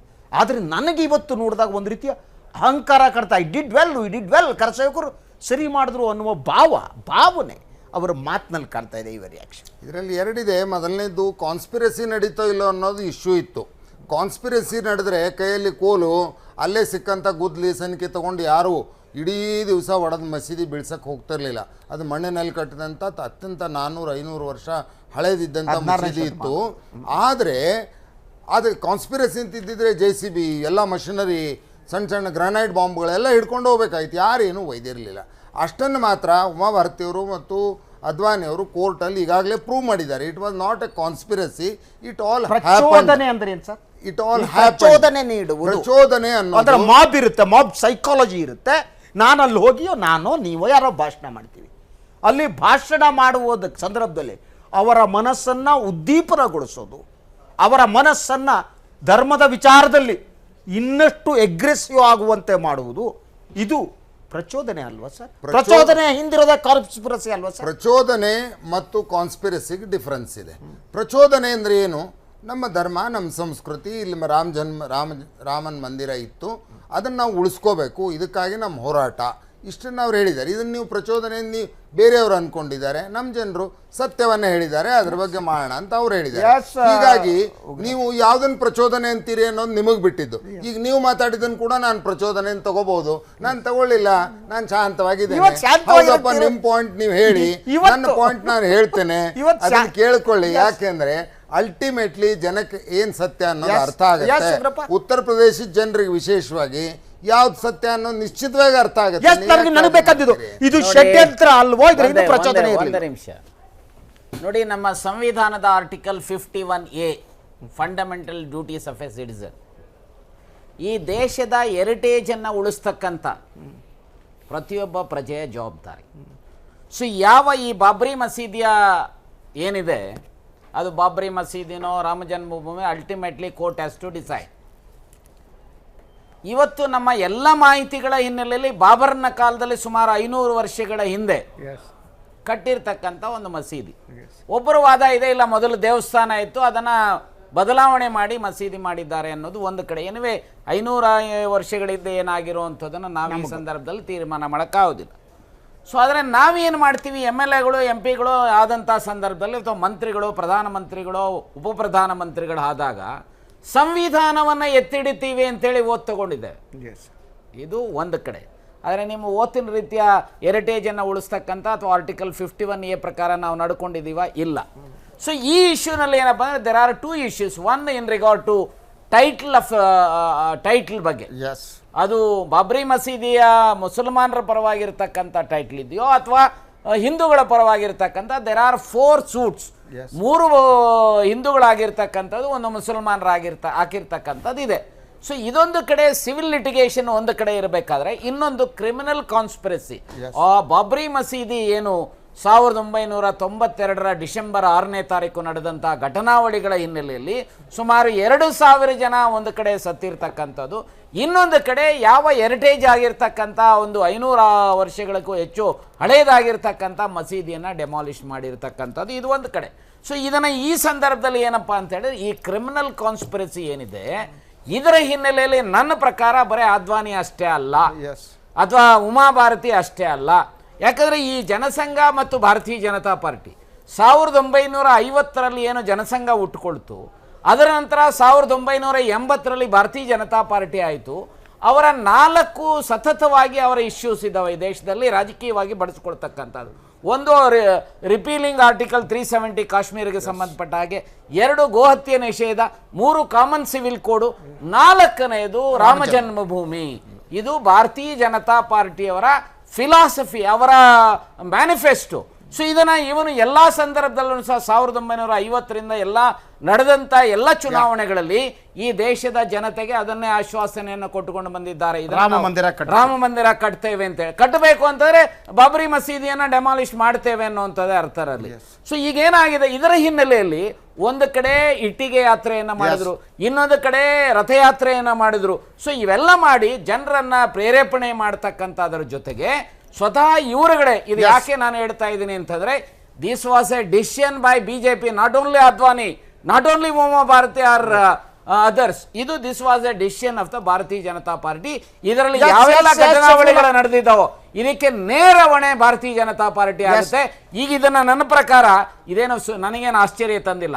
2004 ಅಲ್ಲಿಯ ಉತ್ತರ ಪ್ರದೇಶದ ಕೋರ್ಟು ಅವರೇ ಹೇಳಿದ್ದಾರೆ ಇದನ್ನ ರೀಓಪನ್ ಮಾಡಿ ಅದ್ವಾನಿ ಇನ್ನಿತರರ ಮೇಲೆ ಎನ್ಕ್ವೈರಿ ಆಗಬೇಕಾಗಿರ್ತಕ್ಕಂಥದ್ದು. ಇವತ್ತು ಸುಪ್ರೀಂ ಕೋರ್ಟ್ ಕೊಟ್ಟಿರ್ತಕ್ಕಂಥ ಕಾನೂನು ರೀತಿಯಾಗಿ ಅವರ ಮೇಲೆ ತನಿಖೆ ಜರುಗಿಸಬೇಕು.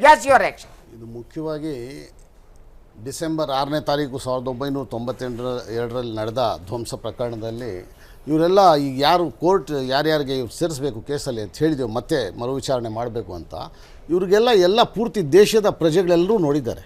ಓಪನ್ ಆಗಿ ಎಲ್ಲ ಸುದ್ದಿ ಮಾಧ್ಯಮಗಳಲ್ಲಿ ತೋರಿಸ್ತಾಯಿದ್ರು ಅವ್ರು ಎಲ್ಲಿ ನಿಂತಿದ್ರು, ಎಲ್ಲಿಂದ ಭಾಷಣ ಮಾಡ್ತಾಯಿದ್ರು, ಯಾವ ರೀತಿ ಜನರಿಗೆ ಎತ್ಕಟ್ತಾಯಿದ್ರು ಎಲ್ಲ ನೋಡಿದ್ದಾರೆ. ಸ್ಪಷ್ಟವಾಗಿತ್ತು. ಯಾವುದೇ ಕಾರಣಕ್ಕೂ ಅದರಿಂದ ತಪ್ಪಿಸ್ಕೊಳ್ಳೋಕ್ಕೆ ಸಾಧ್ಯವಿಲ್ಲ. ಆದರೂ ಏನೋ ಒಂದು ಕಾರಣದಿಂದ ಅದರಿಂದ ಬಚಾವಾಗಿದ್ರು, ಮತ್ತೆ ಅದನ್ನು CBI ಎತ್ತಿದೆ. ಆಮೇಲೆ ಇದು ಬಿಜೆಪಿ ಪಿತೂರಿ, ಸ್ವತಃ ಅಲ್ಲಿ ಇದ್ದೆ ಬಿಜೆಪಿ. ಹೌದು, ನಾನೊಬ್ಬ ಪಿತೂರಿ ಅಂತ ಕರೆದ್ರೆ ಅದರ ಪಾಲ್ದಾರ ನಾನು. ಯಾವ ಕೇಸ್ ಹಾಕ್ತಾರೆ? ನಾನೇನು ಹೇಳ್ತೇನೆ ನೋಡಿ ಕೇಳಿ ಭಟ್ರೆ, 1949 22-23 ಮಧ್ಯರಾತ್ರಿಯಲ್ಲಿ ಅಲ್ಲಿ ವಿಗ್ರಹಗಳನ್ನ ಕಳ್ತನದಿಂದ ತಗೊಂಡ್ಬಂದಿಟ್ರು. ಬೆಳಿಗ್ಗೆ ಉದ್ಭವ ಆಯ್ತು ಅಂತ ಹೇಳ್ತಾ ಇದ್ದಾರೆ. ಸೊ ಆಸ್ ಇಫ್ ನಾವೇನೋ ದೊಡ್ಡ ಸಾಧನೆಯನ್ನ ಮಾಡಿದ್ದೀವಿ ಅನ್ನೋಂತ ರೀತಿಯಲ್ಲಿ ಡಿಸೆಂಬರ್ 6 ನಾವು ಕೆಟ್ಟ ದಿನ ಅಂತ ನೀವೇನು ದುರ್ದೈವ ಅಂತ ಕರೆದ್ರಲ್ಲ, ನಾವು ಕರೆದೇ ಇಲ್ಲ. ದೇಶದ ಸಂಸ್ಕೃತಿ ಎಂದೂ ಕರೆದೇ ಇಲ್ಲ. ಭಾರತದ ಪುನರುತ್ಥಾನದ ಇನ್ನೊಂದು ದಿನ, ಭಾರತದ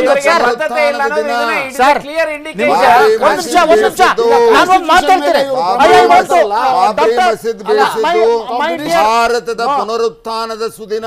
ನಾನು ಒಂದು ಮಾತು ಹೇಳ್ತೇನೆ ನಿಮ್ಗೆ. ಈ ದೇಶದ ಯಾವುದೇ ದೇವಸ್ಥಾನ ನೀವು ಓಡಿದ್ರೆ ಕೆಳಗಡೆ ಜೈನ ಬಸದಿ ಕಾಣುತ್ತೆ. ನೀವು ಜೈನ ಬಸದಿಗಳ ಯಾವುದೇ ಅಲ್ಲ, ಕೆಲವು, ಒಂದ್ ನಿಮಿಷ, ಕೆಲವು. ಸೊ ಇತಿಹಾಸ ಯಾವುದೋ ಮಸೀದಿ ತೆಗೆದ್ರೆ ಕೆಳಗೆ ದೇವಸ್ಥಾನ ಇರ್ಬೋದು. ದೇವಸ್ಥಾನದ ಜೈನ ಬಸದಿ ಇರ್ಬೋದು, ಬುದ್ಧಿಸಮ್ ಇರ್ಬೋದು.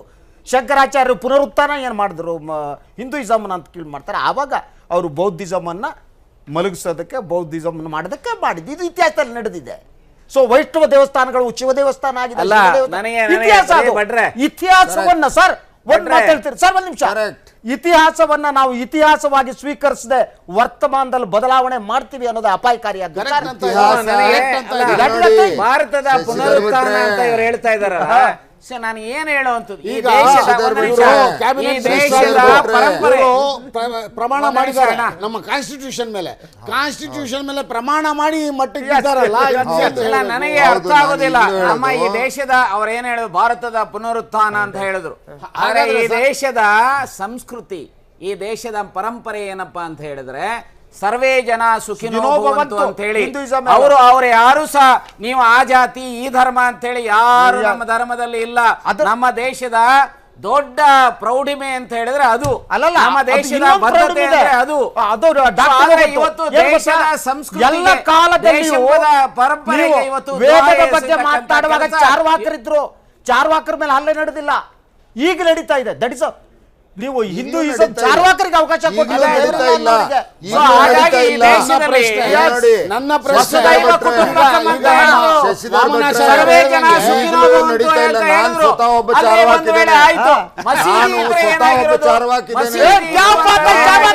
ಈಗ ಮುಂದೆ ಸುದ್ದಿ ವಿರಾಮಕ್ಕೋಗ್ಬೇಕು. ವೀಕ್ಷಕರ ಇಲ್ಲೊಂದು ಸುದ್ದಿ ಇದೆ. ಏನು ಚಾರ್ವಾಕರ ಪ್ರಚಾರ, ಮಾಜಿ ಸಚಿವ ಅಂಬರೀಷ್ ನಿವಾಸಕ್ಕೆ ಮುಖ್ಯಮಂತ್ರಿ ಇಂದು ಭೇಟಿ ನೀಡಿದ್ರು. ಅವರ ಜೊತೆಗೆ ಮುಖ್ಯಮಂತ್ರಿಗಳ ಜೊತೆಗೆ ಬೆಂಗಳೂರು ನಗರಾಭಿವೃದ್ಧಿ ಸಚಿವರಿದ್ದರು, ಇನ್ನೂ ಕೆಲವರು ಇದ್ದರು.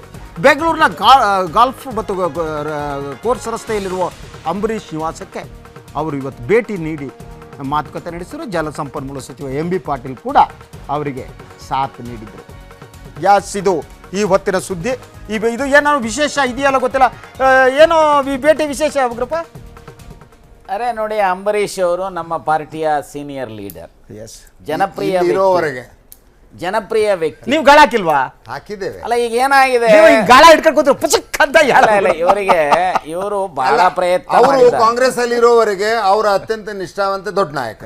ಅಲ್ಲಲ್ಲ, ಕಾಂಗ್ರೆಸ್ ಇರೋವರಿಗೆ ದೊಡ್ಡ ನಾಯಕರಲ್ಲ, ನಿಮ್ಮಲ್ಲಿ ಬಂದ್ರೆ ಇಲ್ಲ. ಬಹುಶಃ ನಾವ್ ಯಾವತ್ತೂ ಸಹ KJP ಕಟ್ಟಿ BJPಯನ್ನ ಮುಗಿಸೋದೇ ನಮ್ಮ ಗುರಿ ಅಂತ ಹೇಳದಂತವ್ರನ್ನ ವಾಪಸ್ ತಗೊಂಡು ದೊಡ್ಡ ನಾಯಕರು ಅಂತ ಹೇಳಿ ಬಿಂಬಿಸ್ಕೊಳ್ತಾ ಇದ್ದಾರಲ್ಲ, ಸೊ ಅದನ್ನ ವಾಮನಾಚಾರ್ಯವರು ಅರ್ಥ ಮಾಡ್ಕೋಬೇಕಾಗುತ್ತೆ. ಸೊ ಒಂದು ನಿಮಿಷ, ಸಿದ್ದರಾಮಯ್ಯನವರು ಯಾವತ್ತೂ ಸಹ ಕಾಂಗ್ರೆಸ್ ಬಿಟ್ಟು ಹೋಗಿ ಮತ್ತೆ ಬರ್ಲಿ, ಅರ್ಥ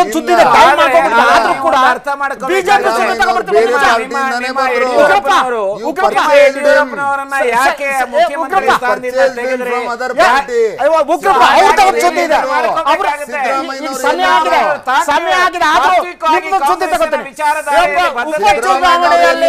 ಉಪಚುನಾವಣೆಯಲ್ಲಿ ಹೇಳ್ತಾ ಇದ್ದೀರಿ ಆಂಕರ್ ಪಾಟ್. ಉಪಚುನಾವಣೆಯಲ್ಲಿ ಬಿಜೆಪಿ ಸೋಲಿನ ನಂತರ ಪಕ್ಷದ ರಾಜ್ಯಾಧ್ಯಕ್ಷ BS ಯಡಿಯೂರಪ್ಪ ವಿರುದ್ಧ ಅಸಮಾಧಾನ ಗರಿಗೆದರ್ತಾ ಇದೆ. BSY ರಾಜಕೀಯ ವಿರೋಧಿ ಎಂದೇ ಬಿಂಬಿತ ಆಗಿರುವ ಪಕ್ಷದ ಮುಖಂಡ ಈಶ್ವರಪ್ಪ ತೆರೆಮರೆಯಲ್ಲಿ ಬ್ರಿಗೇಡ್ ರಾಜಕೀಯಕ್ಕೆ ಮತ್ತೆ ಶುರು ಮಾಡ್ಕೊಂಡಿದ್ದಾರೆ. ಹೀಗಾಗಿ ಪಕ್ಷದಲ್ಲಿ ಸೇರಿಗೆ ಸವಾಸ ಇರೋ ಅನ್ನೋ ರಾಜಕಾರಣ ಪ್ರಾರಂಭ ಆಗಿದೆ. ಬಿಜೆಪಿಯಲ್ಲಿ ಮತ್ತೆ ಬ್ರಿಗೇಡ್ ಗದ್ದಲ. ಯಡಿಯೂರಪ್ಪ ಈಶ್ವರಪ್ಪ ನಡುವೆ ಮುಗಿಯದ ಕದನ. ಏಪ್ರಿಲ್ 27ಕ್ಕೆ ಬೆಂಗಳೂರಲ್ಲಿ ಅತೃಪ್ತ ಸಮಾವೇಶ. ಎಸ್, ಉಪಚುನಾವಣೆಯ ಭರಾಟೆಯಲ್ಲಿ ಸ್ವಲ್ಪ ತಣ್ಣಗಾಗಿದ್ದ ಬಿಜೆಪಿಯ ಬ್ರಿಗೇಡ್ ಗದ್ದಲ ಮತ್ತೆ ಸದ್ದು ಮಾಡ್ತಾ ಇದೆ. ಇದುವರೆಗೂ ತಮ್ಮ ಬೇಡಿಕೆಗಳಿಗೆ ಯಡಿಯೂರಪ್ಪ ಸ್ಪಂದಿಸದೇ ಇರೋದು ಈಶ್ವರಪ್ಪ ಅಸಮಾಧಾನಕ್ಕೆ ಕಾರಣವಾಗಿದೆ. ಯಡಿಯೂರಪ್ಪ ನಡೆಯ ವಿರುದ್ಧ ಮತ್ತೆ ಸಮರ ಸಾರಿರುವ ಈಶ್ವರಪ್ಪ ಅತೃಪ್ತರ ಜೊತೆಗೆ ಮುಂದಿನ ಹೋರಾಟದ ರೂಪುರೇಷೆ ಸಂಬಂಧ ವೇದಿಕೆಯನ್ನು ಸಜ್ಜುಗೊಳಿಸುವುದಕ್ಕೆ ಅಣಿಯಾಗಿದ್ದಾರೆ. ಇದೇ ಏಪ್ರಿಲ್ 27ರಂದು ಬೆಂಗಳೂರಿನಲ್ಲಿ ಬಿಜೆಪಿ ಅತೃಪ್ತ ಮುಖಂಡರ ಸಮಾವೇಶ ನಡೆಯಲಿದೆ. ಯಡಿಯೂರಪ್ಪ ನಡೆಯಿಂದ ಬೇಸತ್ತ ಮುಖಂಡರು, ಕಾರ್ಯಕರ್ತರು ಈ ಸಮಾವೇಶದಲ್ಲಿ ಭಾಗಿಯಾಗಲಿದ್ದಾರೆ ಅನ್ನೋ ಮಾಹಿತಿ ಲಭ್ಯವಾಗಿದೆ. ಈ ಸಮಾವೇಶದ ಸಿದ್ಧತೆ ಕುರಿತಂತೆ ಪೂರ್ವಭಾವಿಯಾಗಿ ಇವತ್ತು ಕೆಲ ಮುಖಂಡರ ಜೊತೆಗೆ ಈಶ್ವರಪ್ಪ ಚರ್ಚೆ ನಡೆಸಿದ್ರು. ತುಮಕೂರಿನಲ್ಲಿರುವ ಮಾಜಿ ಸಚಿವ ಸೊಗಡು ಶಿವಣ್ಣ ನಿವಾಸದಲ್ಲಿ ಈ ಸಂದರ್ಭ ಚರ್ಚೆ ನಡೆದಿದ್ದು ಬಿಜೆಪಿ ವಲಯದಲ್ಲಿ ಭಾರೀ ಸಂಚಲನ ಸೃಷ್ಟಿ ಮಾಡಿದೆ.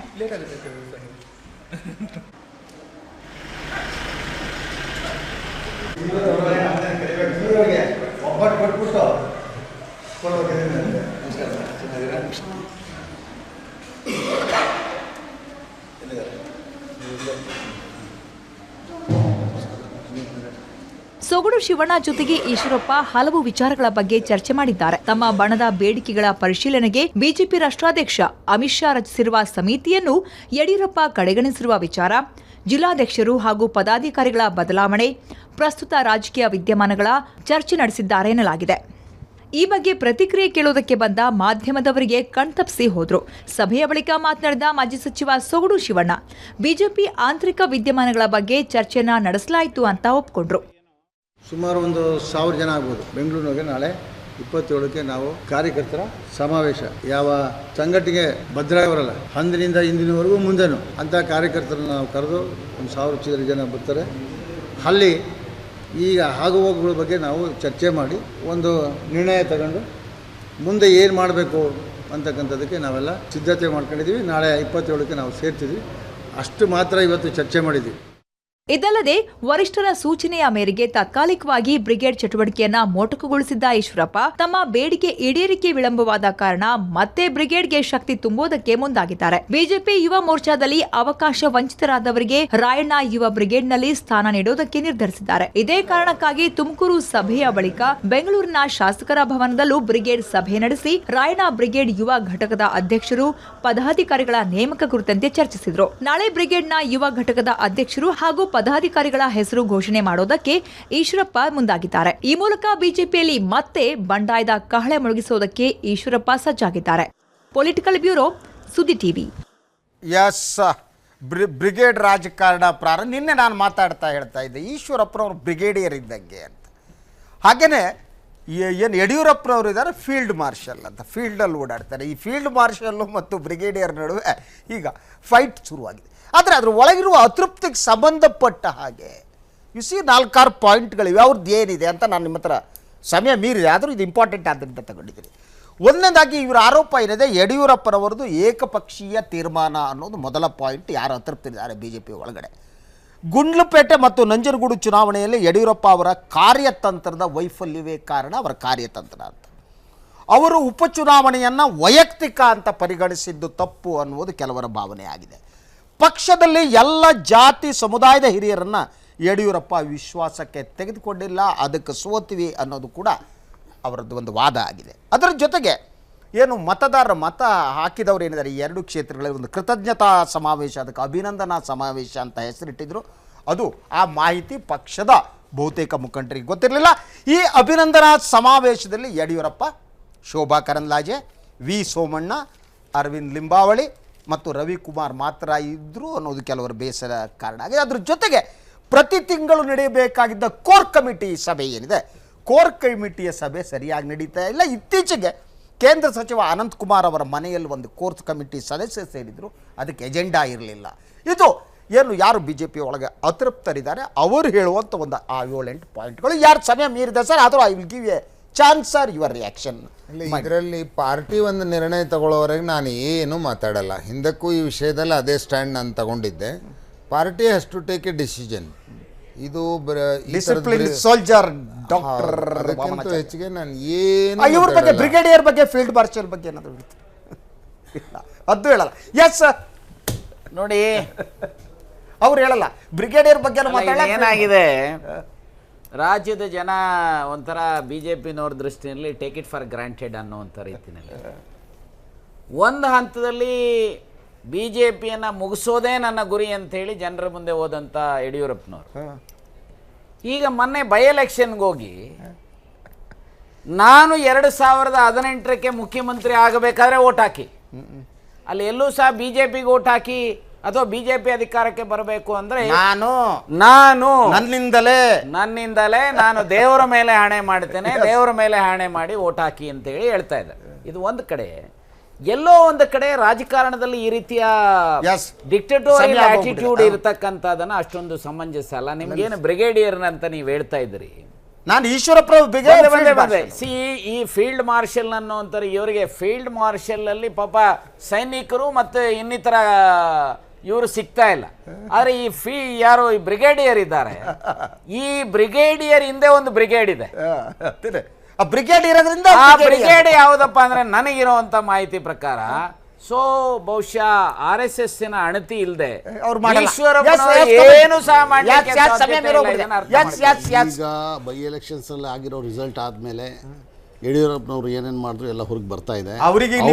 ಜಾಸ್ತಿ ಸಿಟ್ಟು ಬಂದಿದೆ ಅವರಿಗೆ. ಅಲ್ಲ, ಬರಲಿ ನಮ್ಮ ಸ್ಟ್ರಾಟಜಿ ಇದು. ಎಲ್ಲದಕ್ಕಿಂತ ಮುಖ್ಯವಾಗಿ ನಾನು ಬೆಳಕು ಚೆಲ್ಲ ಬಯಸ್ತೇನೆ 2 ವಿಷಯದ ಬಗ್ಗೆ. ಒಂದು, ಇವರು ನಮ್ಮ ಯಡಿಯೂರಪ್ಪನವರು ಏನು ಹೇಳಿಕೆ ಕೊಟ್ಟಿದ್ದಾರೆ ಅಂದರೆ, UP-ನಲ್ಲಿ ಯೋಗಿ ಆದಿತ್ಯನಾಥ್ ಅವರು ಯಾವ ರೀತಿ ನಡ್ಸ್ಕೊಂಡು ಹೋಗ್ತಾ ಇದ್ದಾರೋ ಅದೇ ರೀತಿ ನಾನು ಇಲ್ಲೂ ಮಾಡ್ತೇನೆ ಇಂಥ ಕಾನೂನುಗಳೇ ಅಂತ ಒಂದು ಹೇಳಿದ್ದಾರೆ. ಆಮೇಲೆ ಯಾವುದೋ ಮುಸಲ್ಮಾನ್ಗೂ ನಾವು ಟಿಕೆಟ್ ಕೊಡಲ್ಲ ಅಂತಲೂ ಹೇಳಿದ್ದಾರೆ. ಅದೇ ಸಂದರ್ಭದಲ್ಲಿ ಈಶ್ವರಪ್ಪನವರು ಒಂದು ಮಾತನ್ನು ಹೇಳಿದ್ದಾರೆ, ಒಂದು ವಿಷಯ, ಯಾರಾದರೂ ಮುಸಲ್ಮಾನ ಟಿಕೆಟ್ ಬೇಕಂದ್ರೆ ಮೊದಲು ನಮ್ಮ ಆಫೀಸ್ ಕಸ ಗುಡಿಸ್ಬೇಕು ಅಂತ. ಇದರಿಂದ ಅವ್ರ ಮಾನಸಿಕ ಸ್ಥಿತಿ ಹೊಂದಾಣಿಕೆ ಇದೆ. ಇದರಲ್ಲಿ ನಮ್ಮ ರಾಜ್ಯದ ಜನ ಅರ್ಥ ಮಾಡ್ಕೊಬೇಕು ಇವರ ಮೆಂಟಾಲಿಟಿ. ಆದ್ರೆ ಈಗ ಇವರ ಆದ್ಯತೆಗಳು ಒಂದ್ ಹಂತದಲ್ಲಿ ಗುಜರಾತ್ ಮಾಡ್ಲಂತ ಇದ್ರು, ಇವರ ಆಡಳಿತ ಅವಧಿನಲ್ಲಿ ಇವರೇನು ಜನಕ್ಕೆ ಮಾಡಿಲ್ಲ ಅನ್ನೋದು, ಯಾಕಂದ್ರೆ ಕರ್ನಾಟಕ ಹೇಳ್ಕೊಳ್ಳಿಲ್ಲ. ಸೊ ಈಗ UP ಮಾಡ್ಲ, ನಾನು ಇಷ್ಟೇ ಹೇಳ್ತೀನಿ, ಗುಜರಾತ್ ಆಗ್ಲಿ ಇವೆರಡೂ ಸಹ ಸಮಾಜದ ಸ್ವಸ್ಥವನ್ನ ಕೆಡಿಸ್ತಕ್ಕಂಥದ್ದೇ ಹೊರತು ಅಭಿವೃದ್ಧಿಯತ್ತ ಕೊಂಡೊಯ್ತಕ್ಕಂಥದ್ದಲ್ಲ. ಇವತ್ತು ಅಭಿವೃದ್ಧಿ ಮತ್ತು ಸಾಮರಸ್ಯದ ಸಂಕೇತ ಇದ್ರೆ ಸನ್ಮಾನ್ಯ ಸಿದ್ದರಾಮಯ್ಯ ನೇತೃತ್ವದ ಸರ್ಕಾರ ಇದನ್ನ ಜನ ಅರ್ಥ ಮಾಡಿಕೊಂಡು ಓಟನ್ನ ಕೊಟ್ಟಿದ್ದಾರೆ. ನೀವು ಅವ್ರ ಜೊತೆ ಕೈ ಜೋಡಿಸಿ. ಪ್ರಿಯ ವೀಕ್ಷಕರೇ, ನನಗೆ ಗೊತ್ತಿಲ್ಲ ಈ ಬ್ರಿಗೇಡಿಯರ್ ಏನಿದ್ದಾರೆ ಈಶ್ವರಪ್ಪ ಹಾಗೂ ಫೀಲ್ಡ್ ಮಾರ್ಷಲ್ ಆದಂಥ ಯಡಿಯೂರಪ್ಪ, ಇವ್ರ ಯುದ್ಧ ಎಲ್ಲಿಗೆ ಹೋಗುತ್ತೋ ಗೊತ್ತಿಲ್ಲ. ಯಾರ್ಯಾರು ಹಿಂದೆ ನಿಂತ್ಕೊಂಡು ಅದೇನೋ ಯಾವುದೋ ಒಂದು ಸಿನಿಮಾ ಹಾಡಿದೆ, ಎಂತ ಆಡ್ಸೋನು ಎಂತ ಸರ್ ಅದು, ಯಾವ ಕಲಹ ಇದು? ಅಲ್ಲಲ್ಲ, ಅಂಬರೀಷ್ ಅವ್ರ ಸಿನಿಮಾ ಯಾವುದೋ ಸಿನಿಮಾದಲ್ಲಿ ಆಡಿಸಿ ನೋಡು, ಅಲ್ಲಲ್ಲ, ಎಂತ ಆಡ್ಸೋನು ಮೇಲಿರೋನು ಅಂತ ಒಂದು ಬರುತ್ತೆ, ನೆನಪಾಗ್ತಾ ಇಲ್ಲ ಪ್ರೀವೀಕ್ಷಣೆ. ಯಾವುದೋ ಆಡ್ಸೋನು, ಯಾರೋ ಆಡಿಸ್ತಾರೆ, ಯಾರೋ ಆಟ ಆಡ್ತಾರೆ. ಏನಿವೆ, ಇದಾಗಿತ್ತು ಇವತ್ತಿನ ಪ್ರೈಮ್ ನ್ಯೂಸ್. ನಾಳೆ ಇದೇ ಸಮಯಕ್ಕೆ ಮತ್ತೆ ಹಾಜರಾಗ್ತೀರಿ. ಅತಿಥಿಗಳ ಜೊತೆ ಸುದ್ದಿ, ಜಗಳ ಎಲ್ಲ ಇರುತ್ತೆ. ಅಲ್ಲಿವರೆಗೆ ಎಲ್ಲರಿಗೂ ಶುಭ ರಾತ್ರಿ. Thank you.